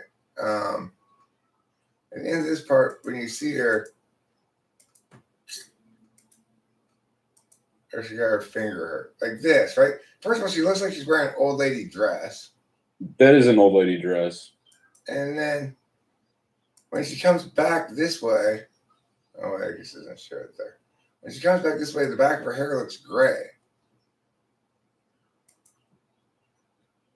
No, not one feeding strawberries. Is she Russian? I don't know. It's not the video I'm looking for. She's probably Russian. That's why she. Russians are crazy. They could punch bears. I feed strawberries too much all the time. I mean, if anyone's going to punch a bear and win, it's a Russian. I guess bear punching is a national sport in Russia. All right, so this part, right here, when she runs away, it really looks like she has gray hair. See?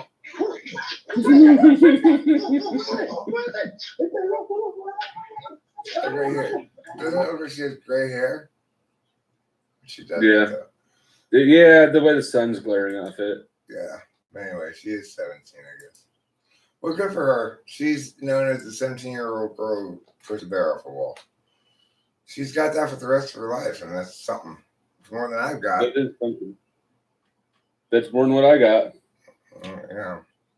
People will remember that 20 years from now and go, remember that video a long time ago, that girl who pushed a bear off a wall?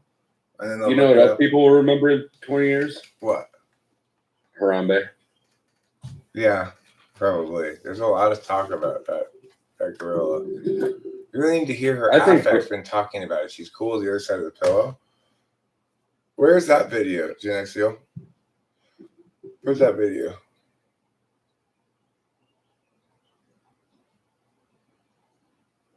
Oh, you're not a man? Okay.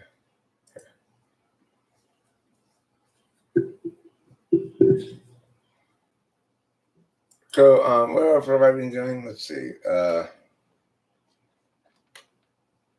been fucking around a lot. That's what I've been doing mostly.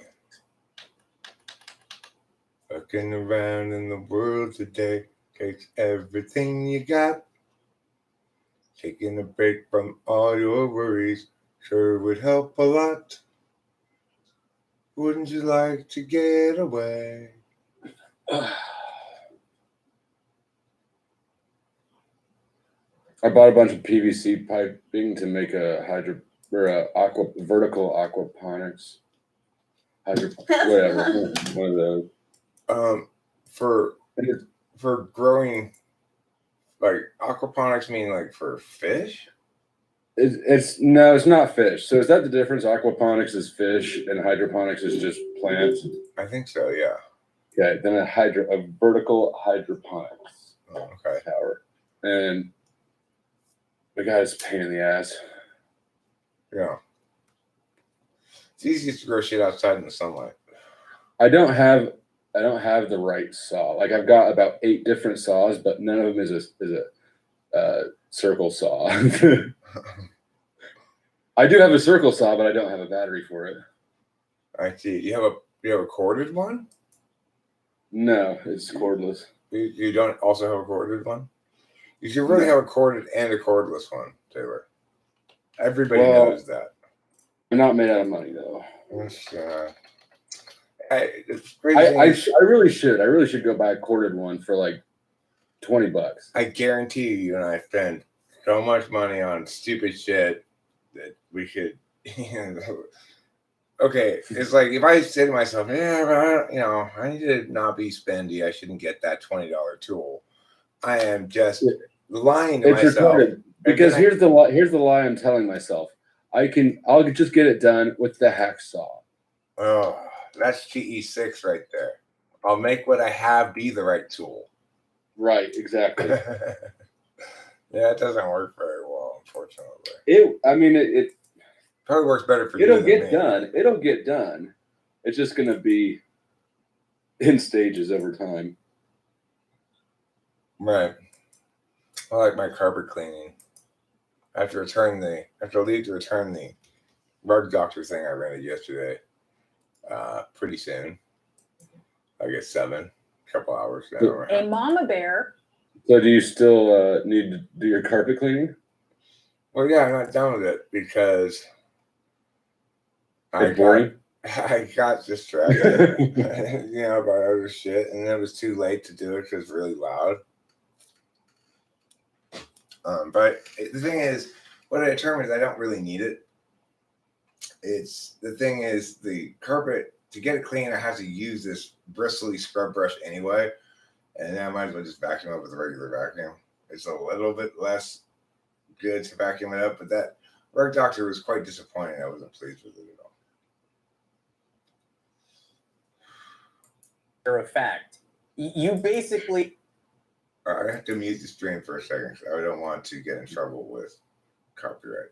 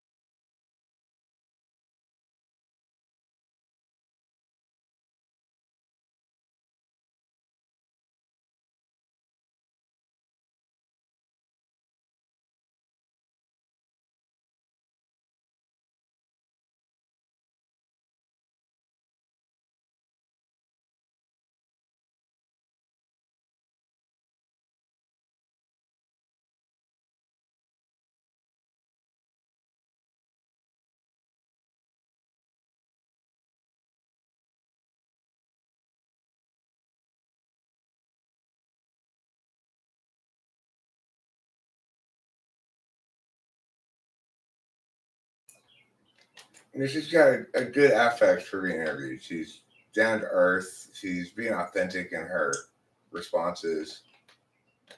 I can see why that's popular. Hey, Smitty Werbendrager Jensen is here.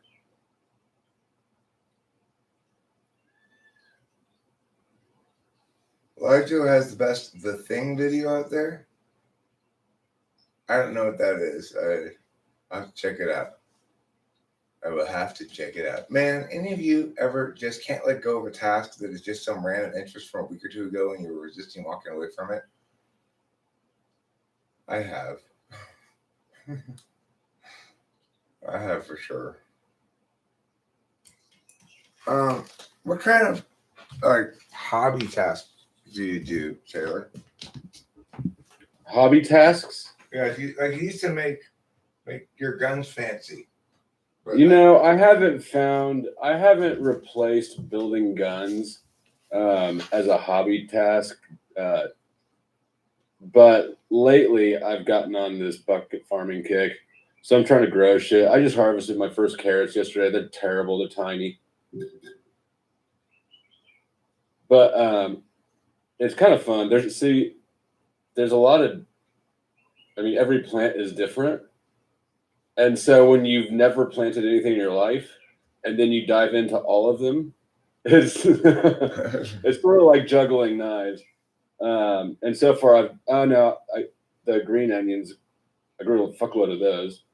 And everything else has died or been bad. Did the green onions taste good?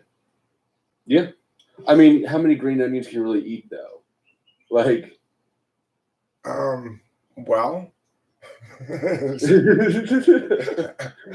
you obviously need to make food that requires green onions a lot. It's more of a garnish. And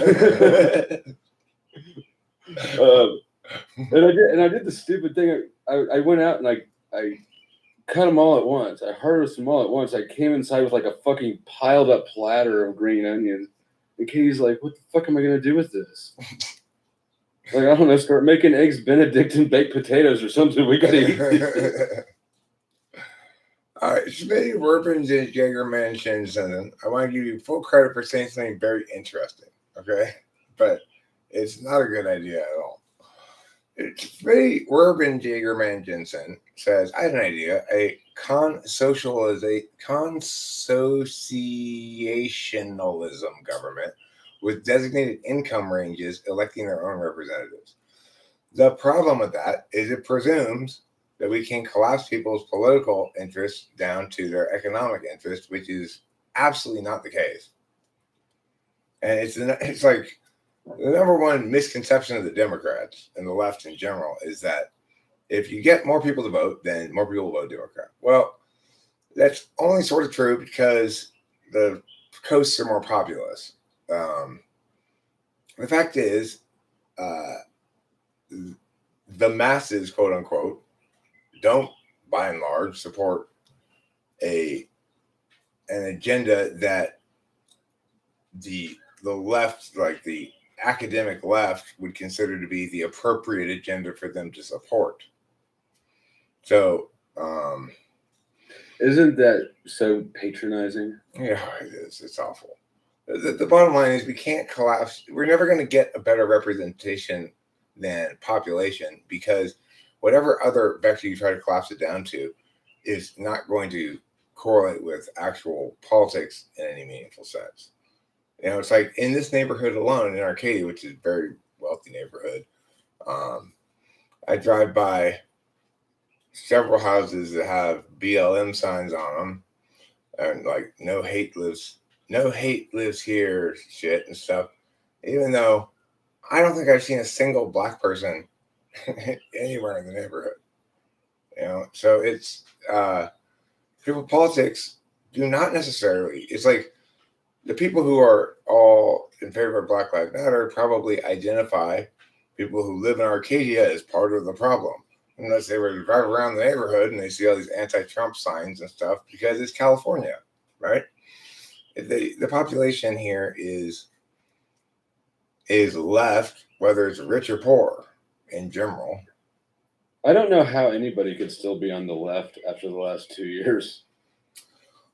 Well, the thing is, I don't see how anybody can be aligned with any group and demonize another group and not have realized yet that that's the problem.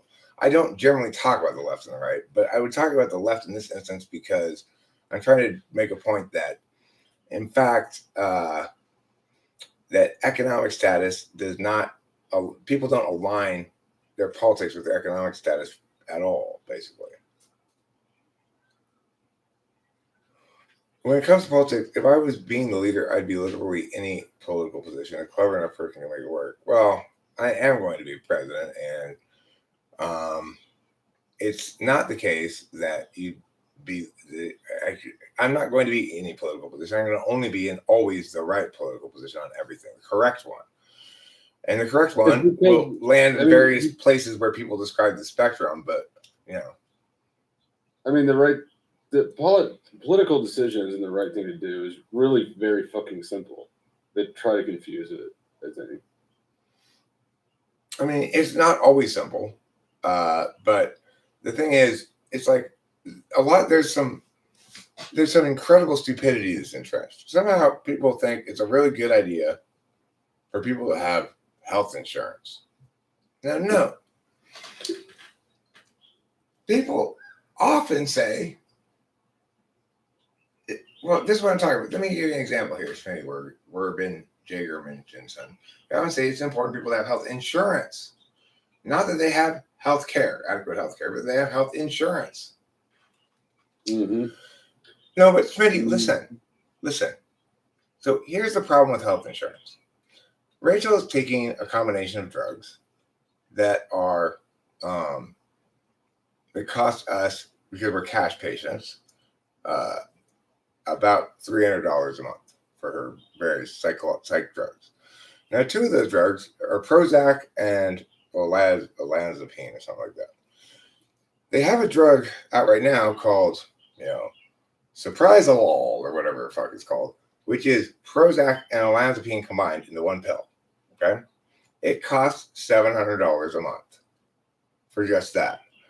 Or you can get them separately and just take them together for $200 a month, or a little bit more. And then the rest of it is for the third drug, which is not part of this story. But anyway, so why does the $700 version of the same thing even exist at all? In a free market, it wouldn't exist. I'll tell you why. Because we hired a private psychiatrist with our own money.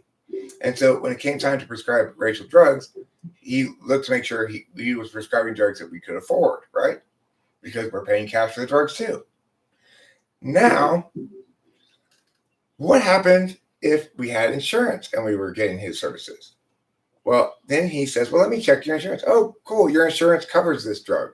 I'll just prescribe you the $700 one. After all, it's newer, it's simpler, just one pill instead of two, and nobody's paying for it, just the insurance company.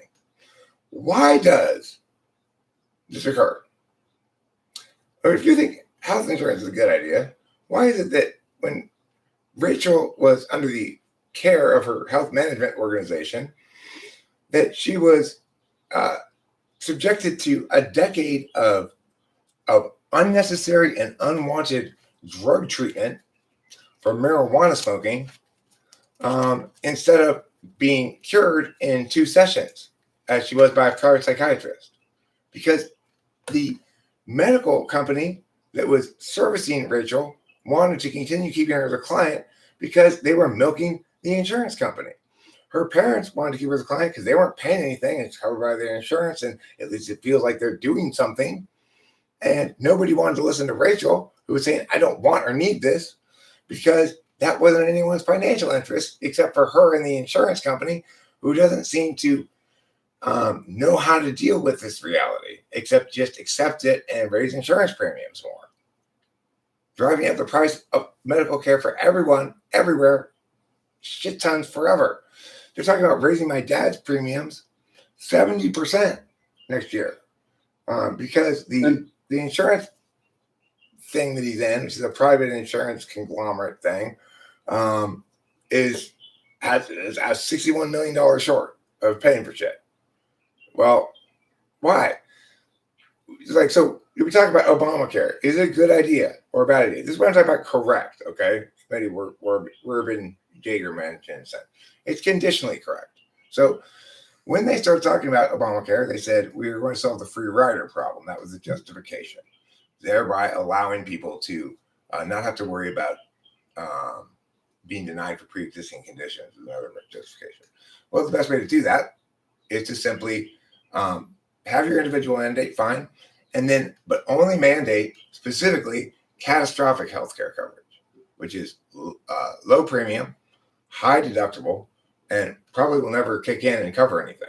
But basically, It'd be like car insurance. Yeah, it's like car You're insurance. only going to bother taking it out if you have something big, not every little oil change. Right. So, so if it's like that, then you actually solve the free rider problem. You don't need to mandate this thing about pre-existing conditions because it'll grandfather out the problem, you know, and it makes sense. It's consistent with the original justification for the legislation in the first place, which is we needed to end the free rider problem. Now, instead, what Obamacare did was mandate people buy expensive healthcare coverage and then say, but people can't afford that. So let's the government fund it for some of the people. And all of a sudden, you've got this clusterfuck of a disaster of an overreaching bill that's trying to do multiple different things because it forgot what its purpose was in the first place. Mission creep, right? Overreach. And what ended up happening? It made everything worse, not better. Now, there are some exceptions. You will hear some people say, well, it made it better for me. I have health insurance now. Well, good for you.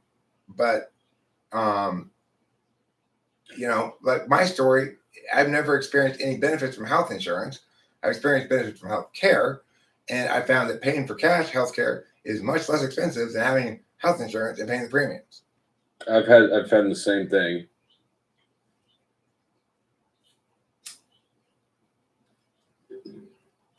So, you know, until we're correct about that reality, we're not going to make good policy. That's what I mean by correct. And the problem with Obamacare and socialized health care as well is that we cannot sustain it economically. Medicare and Medicaid is already the largest budget item of all, and our economy is fucked. Well, look, the thing is, what we need to do is get rid of if we're gonna try to cover healthcare at all as a government, we need to get rid of the existing programs, all of them, and the best thing the government could possibly do for healthcare is to make health insurance illegal.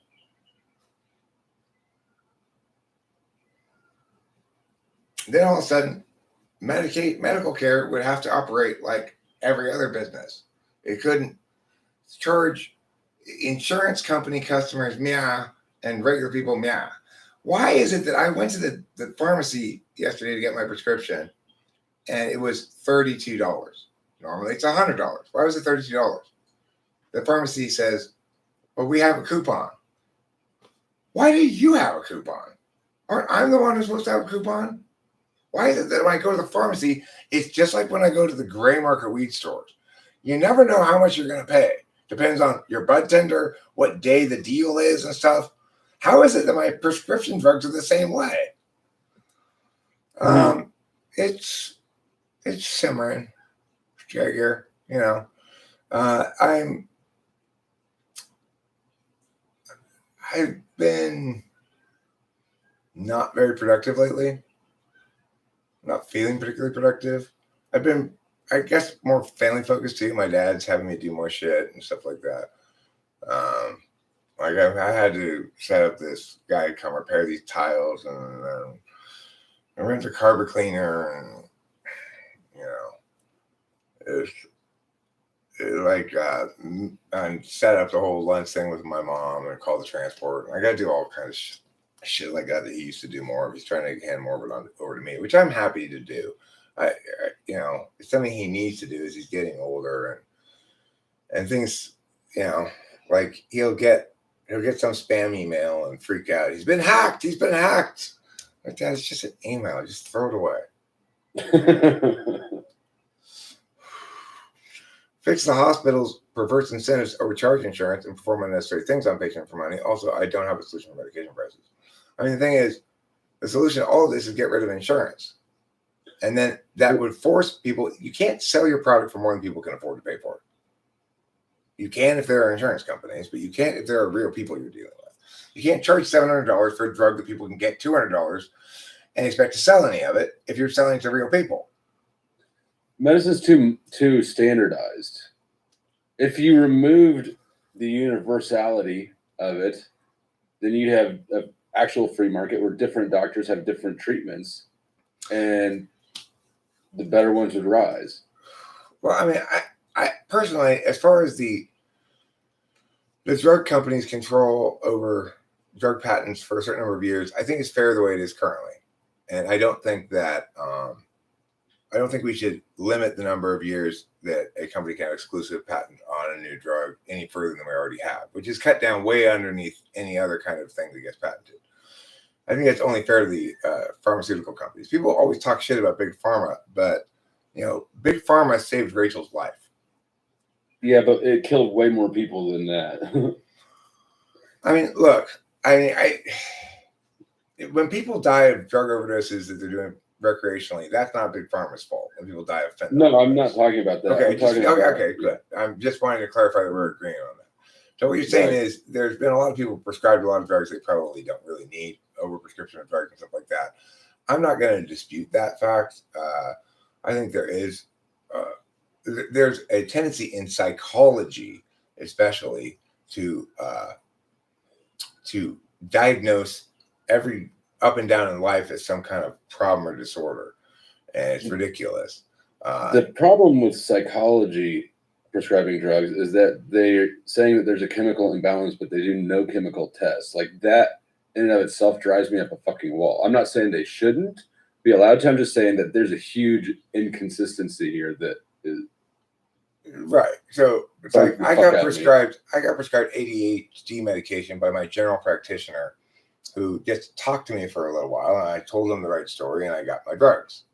I did the same thing. Now, the thing is, note the huge difference between that and what we went through with Rachel, where she was having issues with psychosis that were genuine mental health issues, and we needed an actual solution. In other words, we were not trying to get drugs for fun, for a change. We were trying to get drugs for actually to cure her. And the first meeting I had with that psychiatrist, even though he's a great guy, an INTP and everything, I asked a lot of hard questions. He couldn't answer them, and he tried to answer them, some of them with some bullshit answers. Like I'd say, yeah, but if you're going to draw that conclusion, we need to know the methodology included by the control group, and instead we don't know that. And is that in fact the case? Do you know that? I freaking like hammered him for an hour, and finally he was like, but don't you want my expertise? And I said, well, what good is your expertise if you can't answer any of my questions? And he's just like, oh. And then he sort of like sank into, I know, I agree with you about psychiatry. It's so frustrating and stuff like that. And then he fucking saved Rachel. So it's like, after that, I was like, all praise is due. Forget everything I said. You're the greatest man on earth. I think you just lucked out. Like, because he said, you're like, look, there have been recent studies have shown that you mix these two drugs together, that it's a particularly effective way of dealing with bipolar. And in fact, they have a new drug specifically as that, but you can accomplish the same thing by mixing these two together. His expertise did in fact come in handy. And regardless, even if it wasn't particularly great expertise, at least he was motivated to help us. Unlike the people who the insurance company paid for, who were motivated to keep Rachel as an ongoing revenue stream.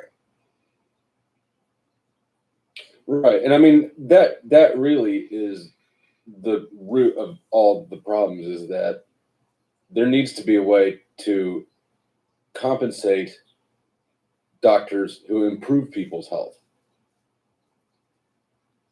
And right now it's the opposite. Right. Well, yeah. Okay, Legend Falls, I was talking about the different ways to implement the improper uses of government is never going to solve the larger problem. Well, nothing's ever going to solve the larger problem. In other words, large problems don't get solved by solving large problems. Large problems get solved by solving a succession of small problems. So, for example, when president, one of the first things I'm going to do is use the Justice Department and the courts and my own capacity to wantonly just make law with executive orders that I have no business having that power. And I will use my own ability to make some ridiculous decree and then use the Justice Department to challenge it to set precedent to limit the scope of the executive branch's power. That's how you solve a large problem a little bit at a time. Government overreach causes warring factions, as it is currently, because it's a gun. It's proper rules of protection of rights, nothing more. Police, judicial, military. Well, whatever its proper role is, we have to deal with government as it is in the status quo and try to adjust it from what it is. We can't pretend we're starting over from scratch and make the government we'd like to have, right? So what can we actually do to improve things? I wouldn't try to make the lobbying 100% transparent. I don't think it's bad for special interest groups to lobby. I think it's important for special interest groups to lobby because, by and large, it places legislators under pressure from some component of their constituency. Don't try to be president I told you my approach is the correctest.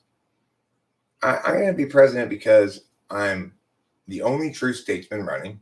I'm the only true statesman who's run since, I don't know, Abraham Lincoln. And I'm going to win because I'm correct about everything. And I think JFK was good. Well, he was charismatic. And you could call Clinton a statesman too, I guess. But I see those two as both being statesman. I didn't hear you. Yeah. I see them as being ENFJs, which aren't real statesmen. Special interest. Yeah, no, I take that back. I misheard you. The other thing is this. Those business interests and stuff, like let's say the pear growing industry has a lobbying group or something. Well, they represent some chunk of a state's productive economy, a state's tax base, and the fact that they're going to try to lobby for some sort of maybe protectionist policy where there's a tariff on pears imported from Argentina or something. Whether or not you agree with that protectionist policy, surely we agree that just because they have a financial interest doesn't mean they're no longer part of the constituency. And there's this weird fear of successful parties, successful interests lobbying the government. But of course, they're some of the most successful parts of our culture. So they should necessarily have voice in our representative democracy. They should have equal voice, and the concern is that they will have unequal voice because they have a disproportionate amount of influence. I could go to Washington, D.C. and talk to my congressman right now. No, the fuck you can't. Sure I can. Yeah, you can. If you go to talk to your congressperson, maybe not your senator, but your congressperson. I'll bet you $100 live on air right now. You have 3 months to get a phone call or an in-person, photo with a congressman. All I have to do is go to my congressman's office when they're there and say, I am one of your constituents, and I would like to discuss it. 3 months to try to pull it off. It could even be a phone call. I bet they won't even take it. I think it would be a lot harder to get through with a phone call. If I went in person, where the congressperson is, and I use the right language, I will get a meeting with them. Just say, I'm one of the constituents of your district, and I'm here to discuss a specific policy matter that's under consideration by Congress right now. And if you are, in fact, my representative, you have a moral obligation to meet with me and hear my words. I'll only take 5 minutes of your time, sir. Or are you that anti-democratic? I mean, it's like, especially in front of staff, it's like they've got an obligation to play a certain game as a politician, and I will destroy them if they don't play it. Even if I'm just a constituent, if I'm just a random voter constituent, it doesn't matter. They'll be able to tell immediately that they don't want to fuck with me. They want to hear what I say. I'll get out of there in 5 minutes. But I don't see the point, right? It's like, I don't believe special interest groups have that much influence over politicians. They have influence over who gets elected, maybe, but not how politicians vote nearly as much as people think. I mean, about who gets elected is one thing, is one question. About how they vote after they get elected is another. So I will accept money from anybody who wants to give it to me. I will tell you exactly what my policies are going to be. I'll answer all your questions precisely. And if those policies and interests align with your own, you might find it in your interest to donate money to my political campaign, because you're going to be aware that as a politician, my interests line up with your own. My policy prescriptions line up with your own. But it's always going to be that way. It's like you determine who is going to be your best representative. And if that's me, then give me, and you want to donate money politically, then give it to me. Fine.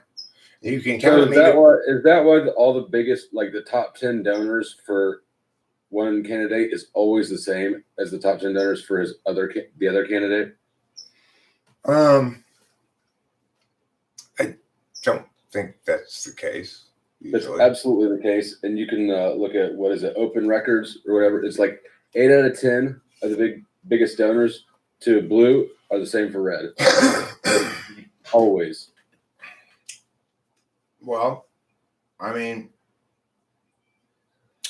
I don't doubt that they believe it will give them some sway in how they vote. Yeah.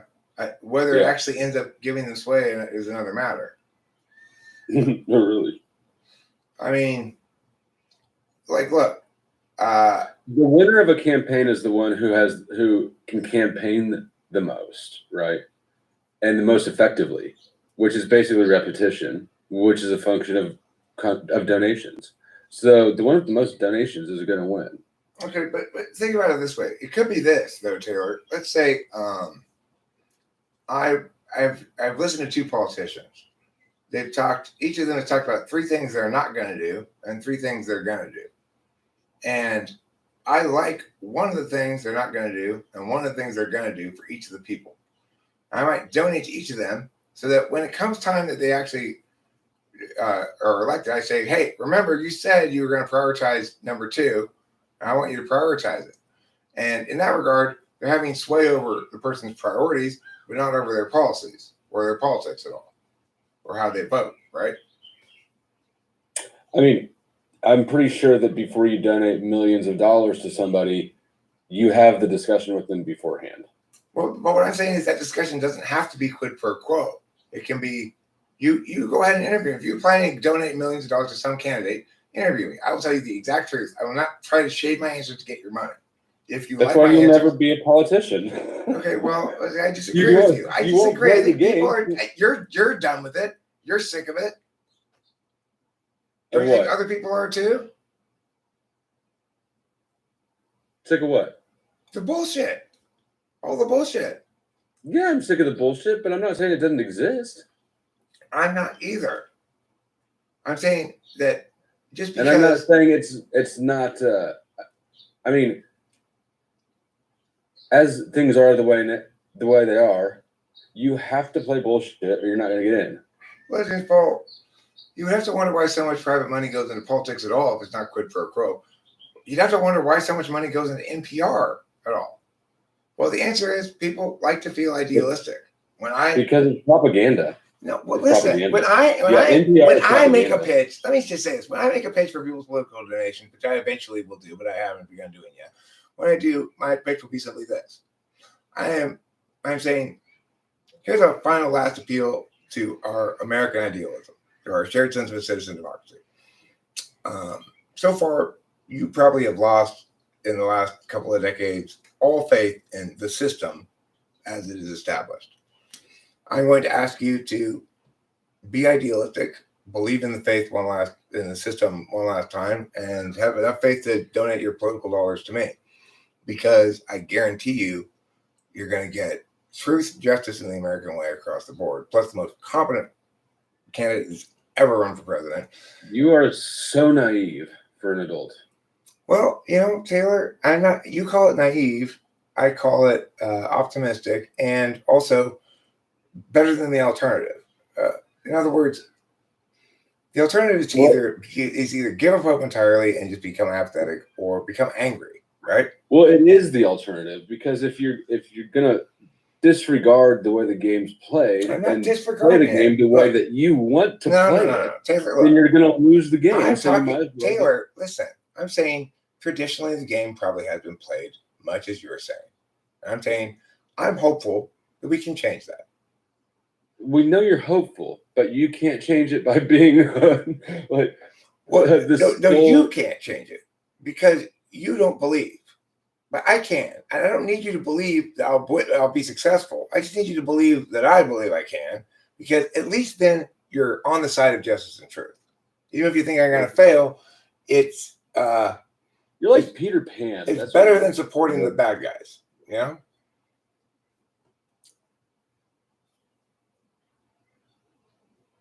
I mean, everybody thinks I'm being naive or whatever. The point I'm saying is, of course you all do.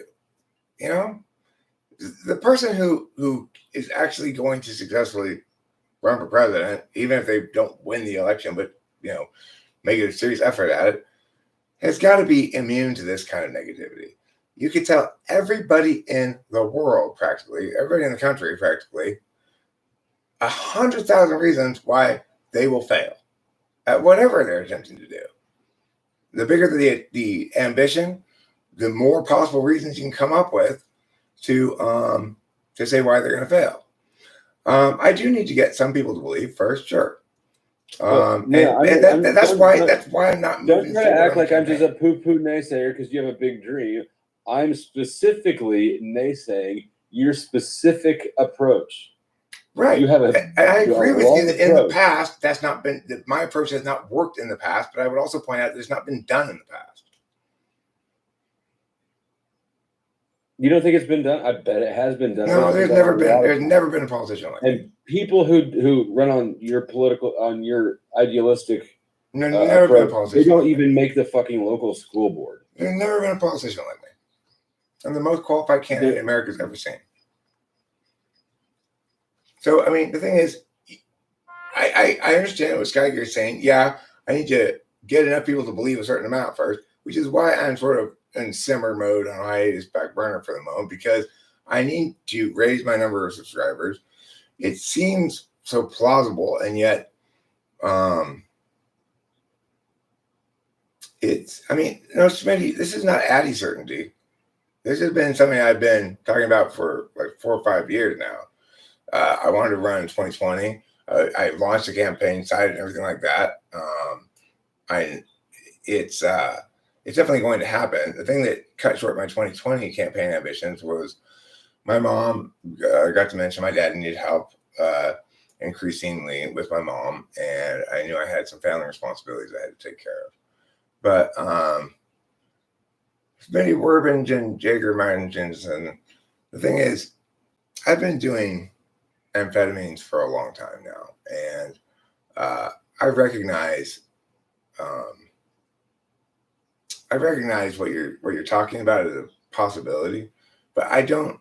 I'm pretty chill on the amphetamines nowadays. Like, I took 1 pill yesterday, which is less than I'm prescribed. I took 2 pills today, which is what I'm prescribed. Did you take them in your veins? No, I took them in my stomach. You didn't melt them in a spoon and shoot them up? You know what I have tried before, though, is drinking a bunch of grapefruit juice before you take them. Does that do anything? Yeah, supposedly it makes it a lot stronger, because the reason they tell you not to take grapefruit juice with medication is that it kills the enzymes in your stomach that render like half of the medicine you take ineffective. So like your stomach chews up like half of a Adderall pill and just wastes it. And that's why, but they prescribe the dosage knowing that. Not right? If you put it in your veins, Eric. But they prescribe the dosage knowing that.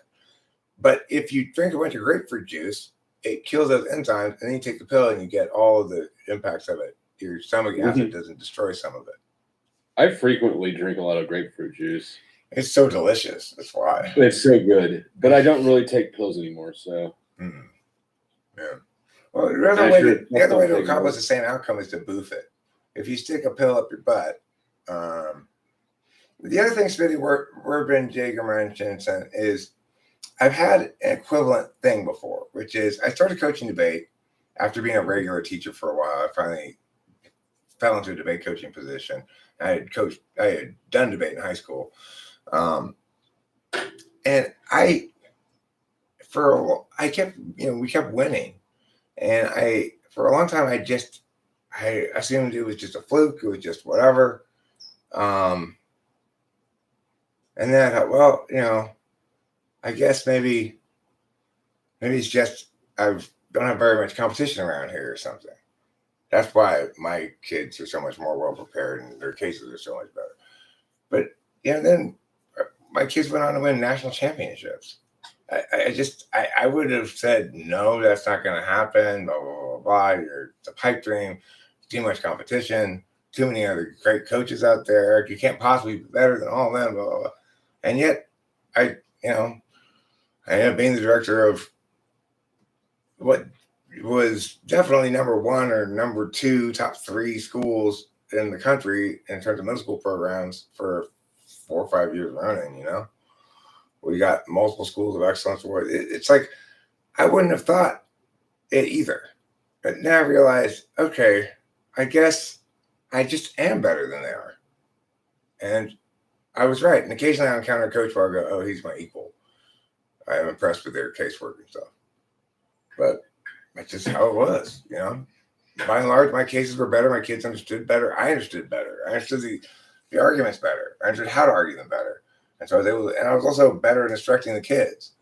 I could get fifth graders to understand complicated shit, and other coaches wouldn't even bother trying.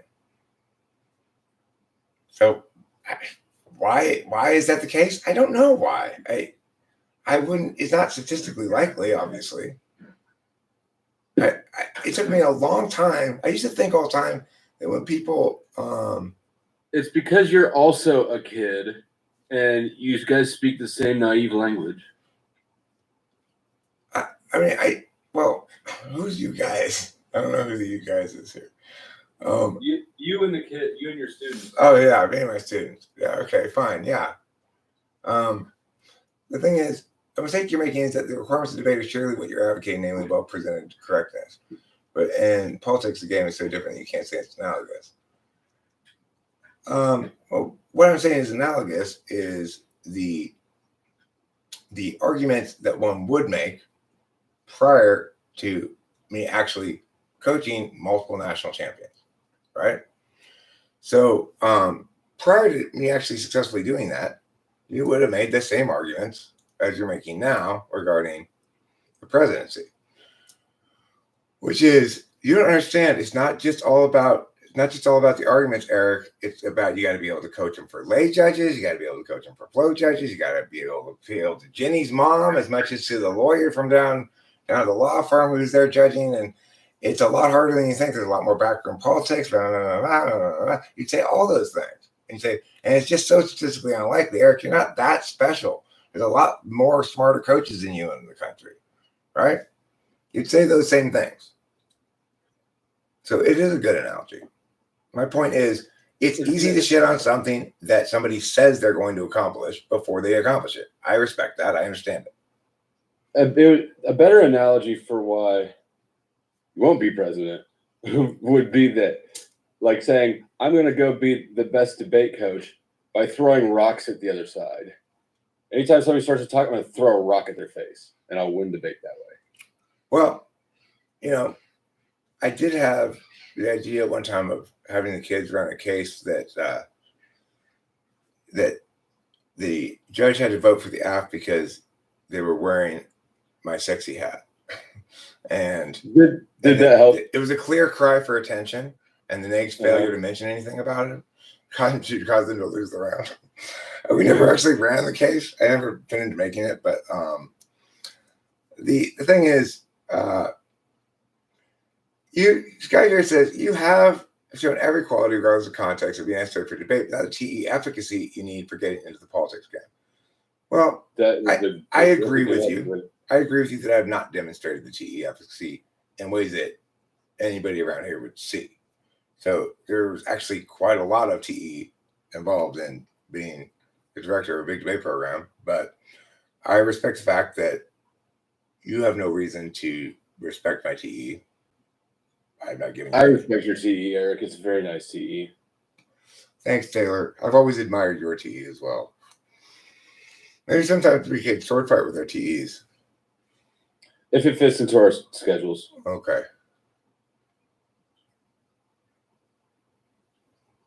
Well, the thing is this. Everybody wants to use a heuristic that assumes people are dumber than they are, right?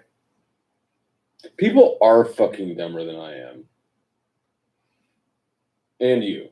People are dumb. Like, I can't unsee how stupid people have been since the pandemic started. Well, we'll see what happens, Geiger. The point is, I'm a lot more personable than I used to be. A lot less prone to screaming at people than I used to be. Less me. A little less piao, you know. Although I would love some box. C.S. Joseph. Somebody suggested I boxed you, Taylor, and I was just like, no way. I want to box somebody that's. I don't mind getting hurt when I get boxing match, but I don't want to get badly injured. You know who I wouldn't want to box it from type YouTube is Benjamin. Benjamin, huh? What about Sky Gear? I mean, what about Gen Axial? What about Gen Axial? Kaizo? No, Gen Axial. He used to be a wrestler. Gen Zenny. I don't know Gen Axial. He's ISTP. Benjamin was in the Israeli military, so like, you know, I don't know. Right. Well, the thing about the trick of beating Benjamin in a fight is to throw pork at him. I could beat Benjamin because he shares your same naive nature. So I could, you know, whoop the fuck out of him before he realizes that I'm actually trying to cause him harm, because who would do that? I'm a little wiser. I immediately nixed the idea that I boxed Taylor. Like, no, he's too tough for me. I'm a cruiserweight, by the way. I looked at weight classes. My weight class is between 175 and 200. I'm 190 right now, which makes me a cruiserweight. What's over 200? Heavyweight. Okay, I'm a heavyweight. You're heavyweight. I could get down to cruiserweight though. I get down to your weight class. Over 250 is super heavyweight. Yeah, no. Like, you know what's crazy is, have you seen Tyson Fury? No. He's a boxer. First of all, okay, his actual name is Tyson Fury. Shut up. That's his real name, and he became a boxer. That's fantastic. Yeah, he was born to be a boxer. He's like Sunny Funshine needs to be a weather girl.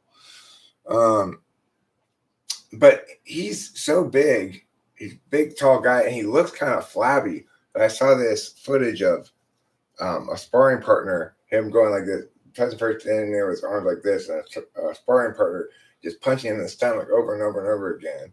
And he was just like, it's nothing. I'm Tyson Fury. My least favorite type of people to fight are like short and stocky. For that exact reason, they're just like compact balls of rubber. Well, as far as the short class goes of boxing matches, I've currently got Rachel paired against Salty Peanut. Salty Peanut is 4'4", Rachel's 5'4", Rachel's 5'2". So that should be a good match. Who do you want to box against? You want to box against Legends Fall? He's an ESTP too. That'd be good. No, Legends Fall, I don't want to box against you. You're going to beat me up too much. I do need a wise ENTJ or possibly an ESTJ. You know, the one thing I don't talk much about, or haven't really ever talked about as a possible resource that I will try to employ when I get serious about launching a campaign is my dad. He actually ran for a school board when I was a kid. He lost. He got last place. But and he's already indicated about my presidential campaign that he plans to vote for Tulsi Gabbard, not for me. But because I don't have enough experience. He doesn't share your same childlike optimism. No. We have this conversation all the time. Well, Eric, you know how it is. You're optimistic, and I say, prepare for the worst, plan for the best, or whatever it is. He says something like that. I forget the expression. But Legends Fall, you're probably too young and tough for me to fight. I will fight C.S. Joseph, though. I would also fight GSP. They're probably not in the same weight class. You know what? I was just thinking Dave seems like somebody who would be fun to box. I don't know why. Yeah, I box him. I offered to box Lijo, but I think Lijo wants to box. I would also box Megan Lavoda. I think she'd have a pretty good chance of beating me. I don't want to beat up a girl, but if it's a really tough girl who's like thinks themselves really athletic, I would not be opposed to boxing a girl if I thought the girl had a better chance than me to win. It would be, I don't want to win a fight against a girl, I guess. I weigh 190. I'm a cruiserweight. Now, the thing is, as you get down lower to 100 pounds, the amount of distance between the weight classes gets smaller. So it's like at the very bottom, what they call straw weight, it's 100 to 103, I think, pounds. It's like basically invented for little Japanese boxers. It was interesting researching the boxing weight classes. Quite a few weight classes, a lot of weight classes. It's surprising how many there are. There's like welterweight and super welterweight and lightweight, light heavyweight, and I've been enjoying boxing a lot lately, though, watching it. Who would be the heavyweight typology champ? I mean, I would put my money on Taylor. I don't know who else would possibly. I mean, you could try to bring Chad Crandall out of retirement to box Taylor. That would be an interesting match, I think. Who do you think? Who do you think? I've got size and like hood rat experience on him, but he's got hell of like martial arts training and he's an ENTJ, and he's in better shape than I. Yeah, right. He doesn't smoke. Well, and I don't know how much he works out, but I think he does still work out, and his eating is regimented. Like he takes care of himself, and yeah, he's an ENTJ. So the other thing is, you won't feel any pain until you actually knock him out, and then he'll wake up and go, "What happened?" Until that moment, it's like I remember I typed this ENTJ one time, and she told me this story about how she's a volleyball coach, and she used to be a player. And when she was playing one game, she learned that she was injured because she noticed the other team kept playing it to one side of her rather than the other side. That's how she noticed she had injured her leg. So talk about SI polar, right? Yeah, but that with that fourth slot FI, that's their vulnerability. Get them upset because they're losing. You keep pushing them down. Well, I'm at my fattest right now. 190 is the fattest I've ever been. And in fact, my dad told me it's like, you get a little bit of a gut there. It texted my dad. But my mom was living here still and deep in dementia. My dad was, Jane, and putting on a few pounds. She can't even talk, and he's worried about her gaining a couple of pounds. It's like, leave the poor woman alone. Let her eat what she wants. She's got dementia, for God's sake. It's not like she'll remember the comment. Well, yeah, it's not that. It's just my dad thinks it's a health thing, It's not healthy. He also has commented to me, forcing it out to Rachel about Rachel gaining weight. I'm just like, Dad, I don't give a fuck. I mean, maybe he's trying to do you a favor. He could say something in front of her so that you don't have to. I really don't care at all if you put on somebody. First of all, half of the weight she puts on goes to her tits. That's, Katie gains weight in her tits too. That's pretty great. It's a pretty great place to gain weight. If it starts going anywhere else, we check that. But you're much more body oriented than I am, I guess.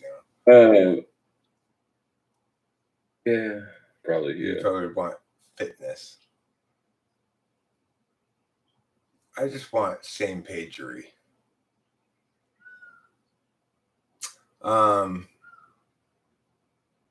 Would you be clean shaven? No, I won't be clean shaven, but I will be not so big. It'll be a clean beard,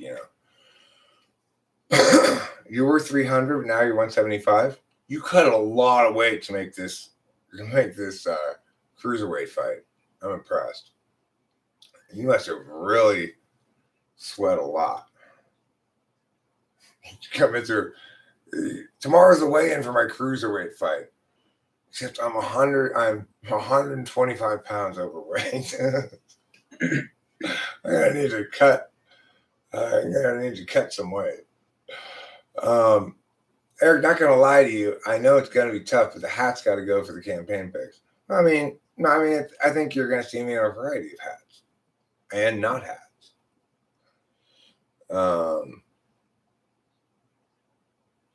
The thing is, what's necessary, and this is the thing that's going to be very hard to accomplish. I'm not denying this is very hard to accomplish. What's necessary is for me to get a sufficiently large number of people to listen to me. And that's not easy to accomplish. But I have a lot of faith in the power of the right words to express things better than the wrong words. And that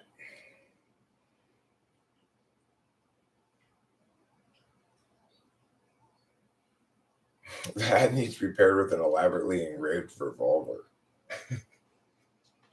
with an ivory handle.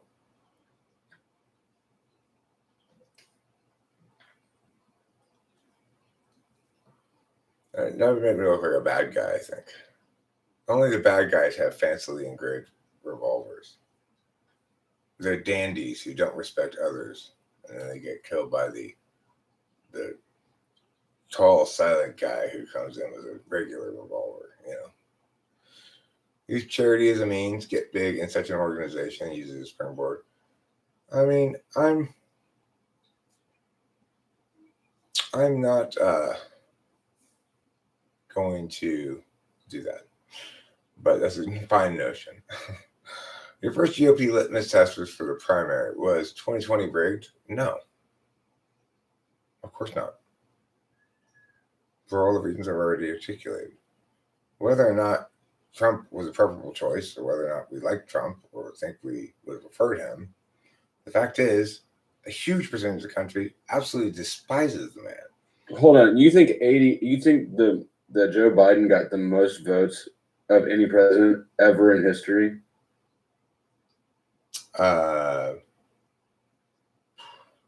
Yeah. The population is the biggest it's ever been.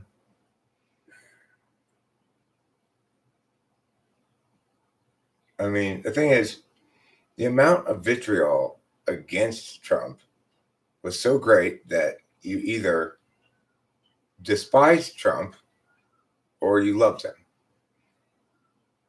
basically. And so the people who love him can't imagine there exists this massive population of people, a state over, is just as uniformly opposed to Trump as your community uniformly is in favor of it. Well, I'm not in favor. I think they're both on the same team. They're putting on a show. But who? Trump and who? Biden? All the politicians. Yeah, I think including Trump. Yeah, including Trump. No, I don't think so. Trump's an ESFP. Yeah. Trump's an actor. Yeah, he's an ESFP though. And he's too dumb to. like he collaborate. He did everything he could to do what he said he was going to do in the campaign, to build a big wall and to do the thing. He said right away after he did the campaign, talk is cheap. Let's me at it. He showed no signs of collaborating with anybody. You know what else he did? Is he merged the Treasury with the Fed. He spent more money than any other president in history. He initiated a military operation to distribute vaccines. Okay. Any of these things, if Biden had done any of these things, if a Democrat had done any of these things, the country would have flipped shit. But as it is, nobody even knows really that he merged the Treasury and the Fed or spent more money than any other president ever in history. Okay, first of all, remember this. Just about every president spends more money than every president in history. And second, it's not the president who spends money, it's the legislature. The president signs those bills, and if in fact he's getting money spent with executive orders, that's part of the problems I'm going to solve. Now, the thing is, if you're saying, how am I going to convince the Republican base to support me if I'm saying that the election wasn't rigged, I'll say, well, you know, if the election was rigged, then we'll find out after I become president if there's any evidence of it. If you look critically at the math, at how the voting played out, it's impossible for him to win. For him to have won by that margin. I don't remember the specifics, but they got all sorts of analysts that do things like there's been no president in history that lost one of these districts and won the presidency. That sort of thing. Biden couldn't have won. And it's absurd to think that he's the most popular president in history. No, he's not most popular. Trump is not. No, got the most votes. No, he had the most hated opponent in history. He had the most hated opponent in history. No, Yes, he did. Yeah, Trump was the most hated opponent, the most hated candidate, the most hated president in history. That's not the case. 88 million people did not get up because they hate Trump. Yes, they did. You've not been to California, obviously. Absolutely not. You've not been to California. I know. Oh, no, I have been to California. California got up and voted against Trump, as did New York, and Illinois probably. But the rest of the country, that's not true. There's a lot more leftist states than that. There's Washington, there's Oregon. Yeah, okay. Your whole coast, the whole West Coast, right? But if you look at how the population and the whole Eastern Seaboard, look at how population. What is the population doing right now? They're moving out of blue states into red states. But there's not people leaving red states to get the. They're not moving while they're voting. No, but you can use that reality as a measure of how people feel about the political parties. So a country where they net out to people wanting to go to red states instead of blue states shows that there are more people that like conservative politicians broadly. No, it doesn't. I mean, it's not definitive, but it's a sign. It's a good sign of the failure of leftist politics in the West Coast, and that's why people don't problems, like leftist politics. Creating problems that make people want to leave. Whether or not they attribute that to those political processes is entirely another question.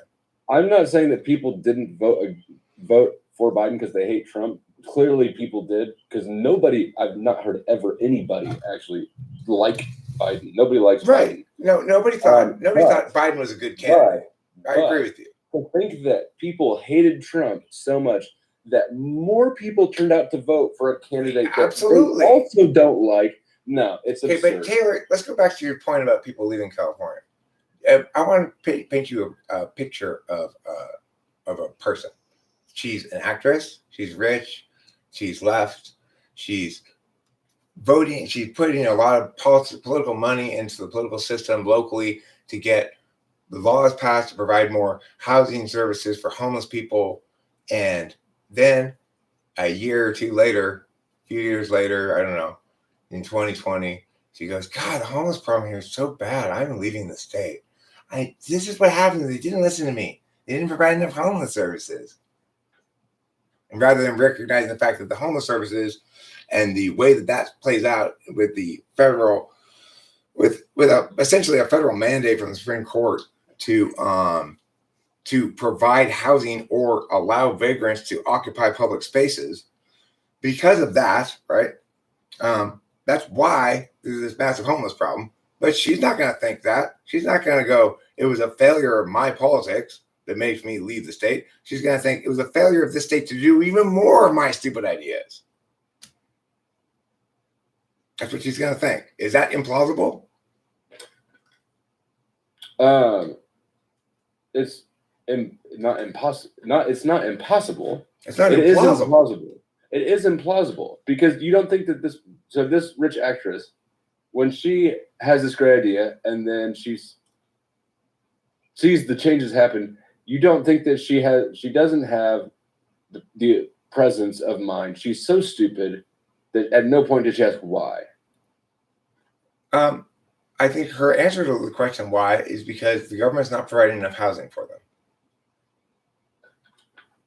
And so when the government passes the bill that lets them live wherever they want, No, that's not the bill. That's not the bill. No, No, that's not the bill. The point is, the Supreme Court made a decision that says, but she'd probably be aware of this because she cares about the homeless problem. No. She just feels. She just feels for them. But she'd feel happy because she'd hear that when that change was made, she'd go, "Yay! There's something that makes me feel good about the cause that I feel about." No, because she's not being feely about the abstractions. She's being feely about the homeless people she sees. She assumes that when you see homeless people, the best thing to do is give them homes. And so as a consequence, she votes for that kind of politics. Unfortunately, it creates more and more and more homeless people. She does not think that she was wrong in her frame of reference. She thinks they didn't do her frame of reference enough. Of course, that's insane to people who are good thinkers, but she certainly isn't. And the point is, she didn't move to a red state or away from California because she preferred conservative politics.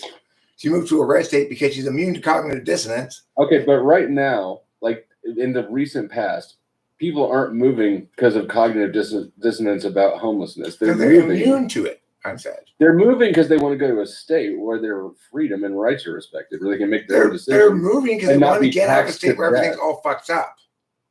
They're moving because they want to get out of a state where everything's all fucked up. Now, certainly it is the case that conservatives who also disagree with the politics that often are responsible for making it fucked up are going to be aware of that when they move out of the state. That's true. They were just as conservative before they moved out of the state. It's just it wasn't bad enough to make them move out of the state. Right? So you're saying only pre-existing conservatives are moving out of the state? No, I'm saying the fact that people are moving out of California is not a validation of conservative politics. Oh, I think it is. But I just established to you why it's not. We can think we can think of plenty. All you did was establish. Look, you established that it can't be definitely proven that all of this is because of that. But that was never what I claimed, anyways, and that doesn't mean that. You did claim that people moving out of the state of California and the west and the left into the red states is an indication of a move toward a general preference for conservative politics and the populace, and it's just not the case. Then I must not have been listening. What do you think it's for then? I mean, I think people leave the state because it's fucked up. Now, some of those people, and you're going to not fucked up states. Some of those people, yes, you don't think they noticed the correlation? Some of those people who are conservative finally reached this point where the reality of the bad politics hit them. Instead of moderates went red and no liberals went, you know what, we got this wrong. No, that's what you think. I'm saying, do I think liberals say, no, we got this wrong? I mean, you don't. You're a conservative, right? What don't I do? You don't say, no, I got this wrong. I did about Trump. Oh, you did? What did you say? Yeah. What did you say you got wrong about it? Well, I supported him, and now I think that they're all actors. Okay, well, see, but both those positions are wrong. Supporting him was wrong to begin with, except it wasn't because he was up against Hillary. So in that regard, you had a perfectly good justification. Against Biden, or against Biden too, because Biden has dementia and is not fit to be president. So fine, I get those justifications for voting for Trump. Okay, that's fine, but the thing is, to think that Trump is an actor, that he's secretly aware of what he's doing and stuff, you're giving that man way too much fucking credit.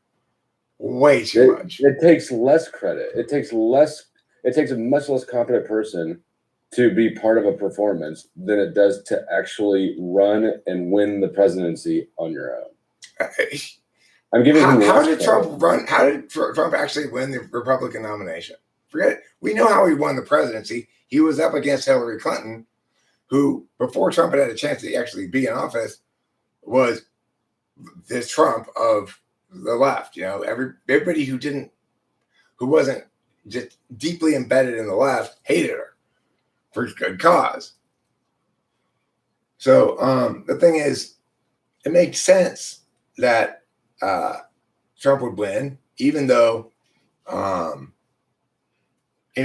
polls may have said Hillary was going to win, because in fact nobody liked Hillary, and a lot of people hated her, and some people thought she was okay, I guess, and a lot of people hated Trump, and a lot of people love Trump.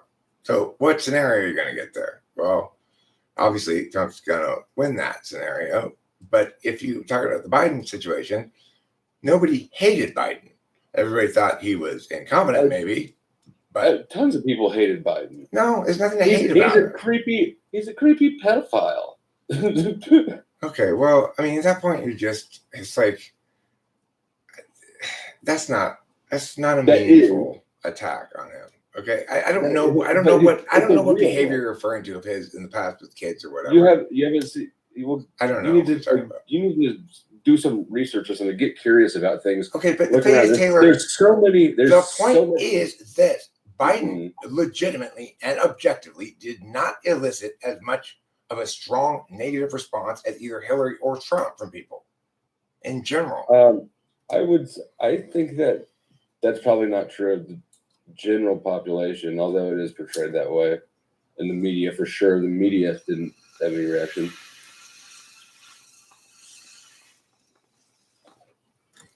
Nice fourth slot in, I think that'd be great. But his first slot, SE. I guess fourth slot in I is what you're seeing there. But his first slot, SE. So what does that tell us? That you're using the wrong function? You're using first slot NE to. I mean, I don't know how. Well, how you can think the naive things you do. Like, I don't mean that insultingly, even though it is insulting. I actually didn't hear exactly what you said. I don't. May I have the things you do? What you said? I don't know how you can believe after 50 years of life the naive things you do believe. I mean, like the thing is, remember, you think I'm not the one believing. Being honest and you're the one believing. I'm the one disbelieving. What are we believing? You're believing things like, this is all a scripted play and stuff, and I'm saying, no, Taylor, there's no like hidden threads. It's just, or there's so many of them that it's irrelevant to talk about them. You know, there's no conspiracies. There's no collusion.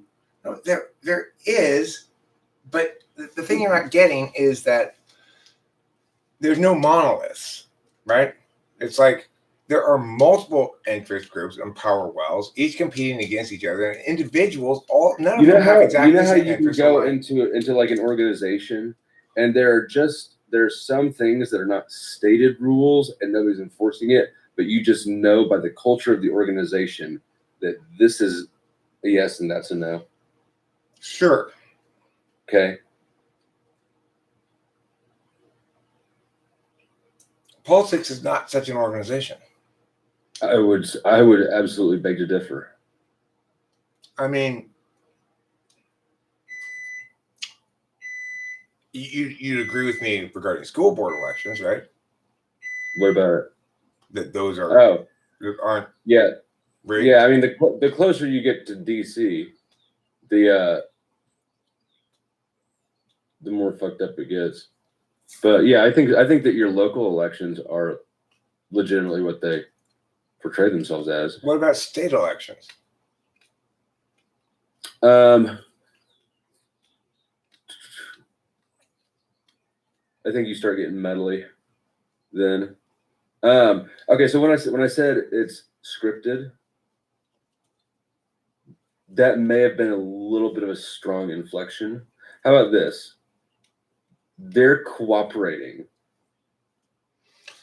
Well, I hope so. It may not. It doesn't necessarily have to be pre-scripted. Like here's I hope they're cooperating.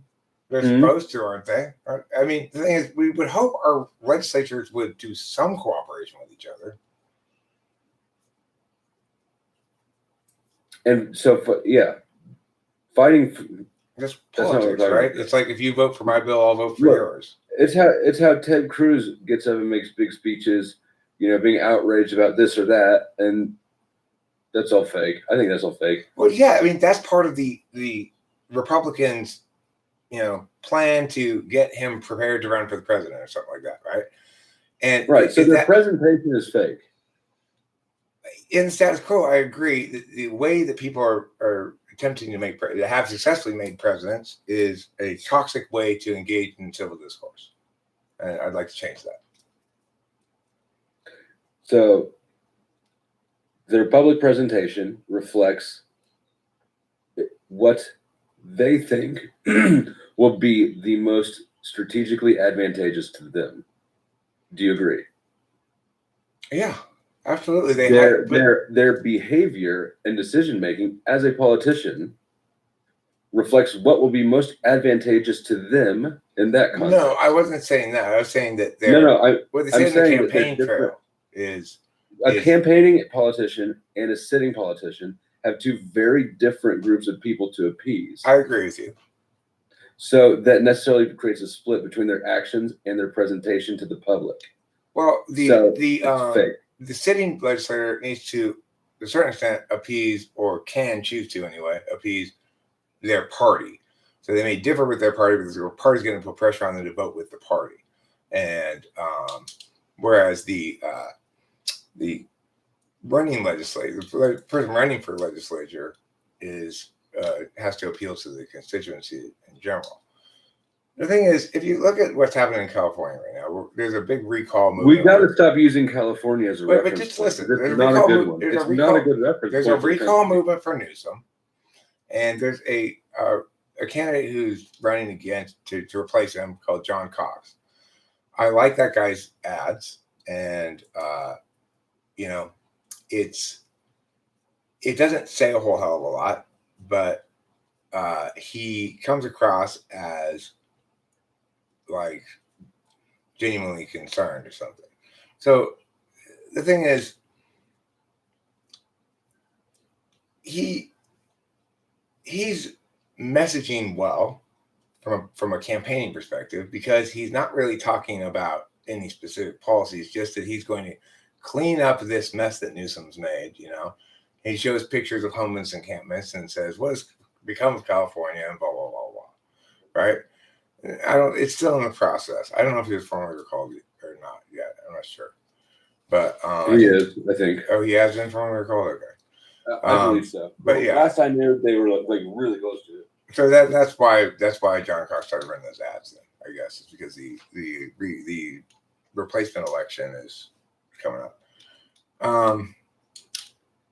The thing is, there's some sort of lesson to be taken from that John Cox ad for me too, which is I need to communicate to everybody that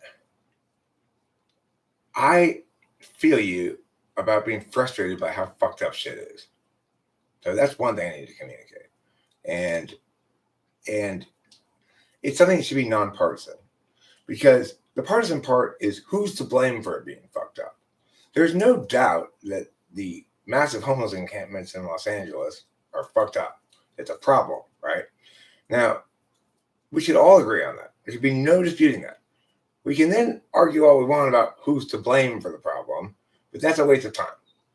At least we're unified in identifying a problem that we ought to solve, and that the Supreme Court has mandated, essentially, the federal government solve.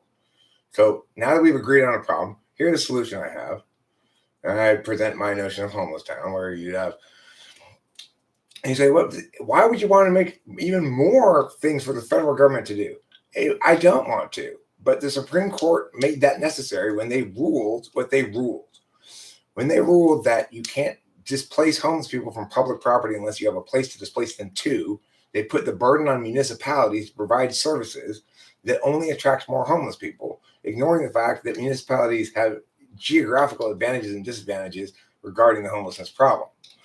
So, but regardless, that Supreme Court decision means that now the only way to prevent an endless cascade of being punished for providing homeless services by getting more homeless people, which is what happens, because every time some other city wants to get rid of that homeless person, they go to this city, they have homeless services, and they give you a bus ticket to there, and then the homeless people go there and they go, where are the homeless services? And there, our homeless services are all used up. And then somebody in that city goes, we need to make more homeless services.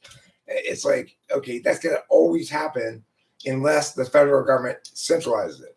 So what we need to do is eliminate all municipal provided homeless services and centrally provide them all, including everything the homeless people need: healthcare, mental health care, drug treatment, homes, all that shit, and centrally located. If we could simply take the money that municipalities are currently spending on homeless services and redirect that to a central location, that would fund it right there by itself. We wouldn't need to even fund it with any additional monies from the federal government. Of course, we can't just seize that money from the municipalities. So there's going to have to be some finances managed here, but it's a much more limited scope operation and a singular notion, and something that that ultimately will save everybody in the country the tragedy and disaster of widespread homelessness, which has countless negative impacts. It used to be the case that there were neighborhoods where we walk around and go to little shops and stuff. Sometimes if the neighborhoods have a lot of homeless people, we just don't go there anymore. It affects all the businesses. I'm fortunate to live in a neighborhood where the homeless haven't really made it out here quite almost. There's sort of a GC one, but they'll be there soon enough. Yeah. What happens to the DPRK now? Well, Boba Fett, I would remind everybody we're still engaged in an unending police action against North Korea, which justifies the use of military force if we wanted to. Unlike the other bullshit we've been pulling, right? Unjustified use of military force. So, Iraq, completely bullshit, unjustified war. Fucking these drone strikes, completely illegal, extra legal killings. The assassination of the Iranian general by Trump, totally illegal, complete bullshit. If everybody wants to go do democracy or regime building, go attack North Korea. That's perfectly legal. We're still at war with them. Or police action, whatever you want to call it. Now, the thing is, I'm not advocating military force against North Korea, but the terribly bad ideas that all these other presidents have said weren't inherently bad ideas, right? Like, it's not inherently bad to overturn a crazy dictatorship. It is in almost every instance, but it probably wouldn't have been a bad idea to the DPRK back when Bush decided to invade Iraq. If he had decided to overturn the DPRK, it would have been a much more successful plan. Why would it have been a much more successful plan? Because you've got South Korea that's going to be able to assist in the reincorporation of those individuals into civil society, and you've got legal legitimacy that doesn't require you to deal with the UN at all, and that nobody can question the legal legitimacy of it. And as far as the moral legitimacy, you've got a dictator who's enslaved an entire population. And, that's just the stupid reason. China is not going to declare war on us. And this is the other thing we need to do regarding China. So when I'm president, we will blockade Taiwan and Hong Kong. And my point is, we will never shoot first in this conflict. But until you win the argument that what you're doing is just China, you will no longer be permitted access to these places. And what that means is our boats will drive up to your boats. We will board them. We will get your people. We will arrest them and detain them in some fashion, and then send them back to you, China. If you fire the first bullet, however, then you can be certain of your entire Navy being decimated by airstrikes, every missile silo we can find being decimated by airstrikes, and if you try to escalate, you're toast. I mean, the thing is, no, I don't want to start a war with China. My point is, China, all you have to do is win the argument that what you're doing is just, and we'll get out of your way. If, in fact, it's okay what you're doing, then win that argument. So far, all I've heard are stupid fucking things. Well, not if we're blockading Taiwan and Hong Kong, because Taiwan and Hong Kong do not belong to China. They have no implicit right to bring any sort of military vessel into those waters. And it's, we are allies with Taiwan. We have betrayed them on multiple levels. We have not protected them from China. And in fact, we've even kowtowed to this demand by China that we refer to Taiwan as Chinese Taipei in official documents and shit. Now, if we did it to Hong Kong, it would qualify as aggression. I agree with you, Genexio, because Hong Kong is legally Chinese. The British had it, and then they gave it to China. So let me retract the thing I said about Hong Kong. I just threw that in right now, just tossed in Hong Kong too because it pisses me off. But the one we can legally do and will do as I'm president is we will save Taiwan. I will not let Taiwan be destroyed by China. Having been to both places and Taiwan being vastly superior, what I would suggest is if you want to reunify, then China, you go under control of Taiwan, not the other way around.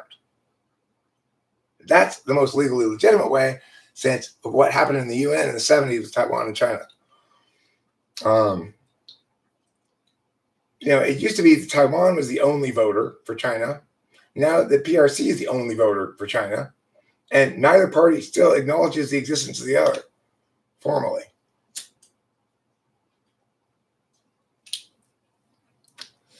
So I guess the bottom line is, well, it's a shame what's happening to Hong Kong. I can't, as president, do anything about it. It's Chinese territory. But Taiwan, fuck no. Get the fuck out of Taiwan.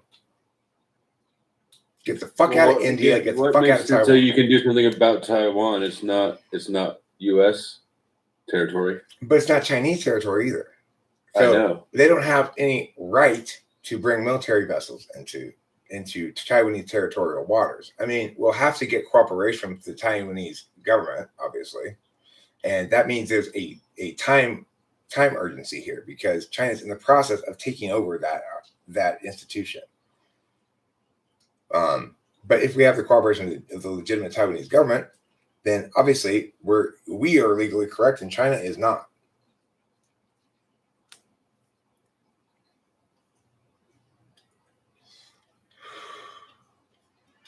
Oh, it's 7:00. I have got to go. You know why? I have to return the rug doctor. Yeah. If I'm late, they'll charge me extra. So I got to go, everybody, and return a rug cleaning machine. I'll talk to you later. Thanks for talking with me, Taylor. It was a pleasure. And thanks for being here, everybody.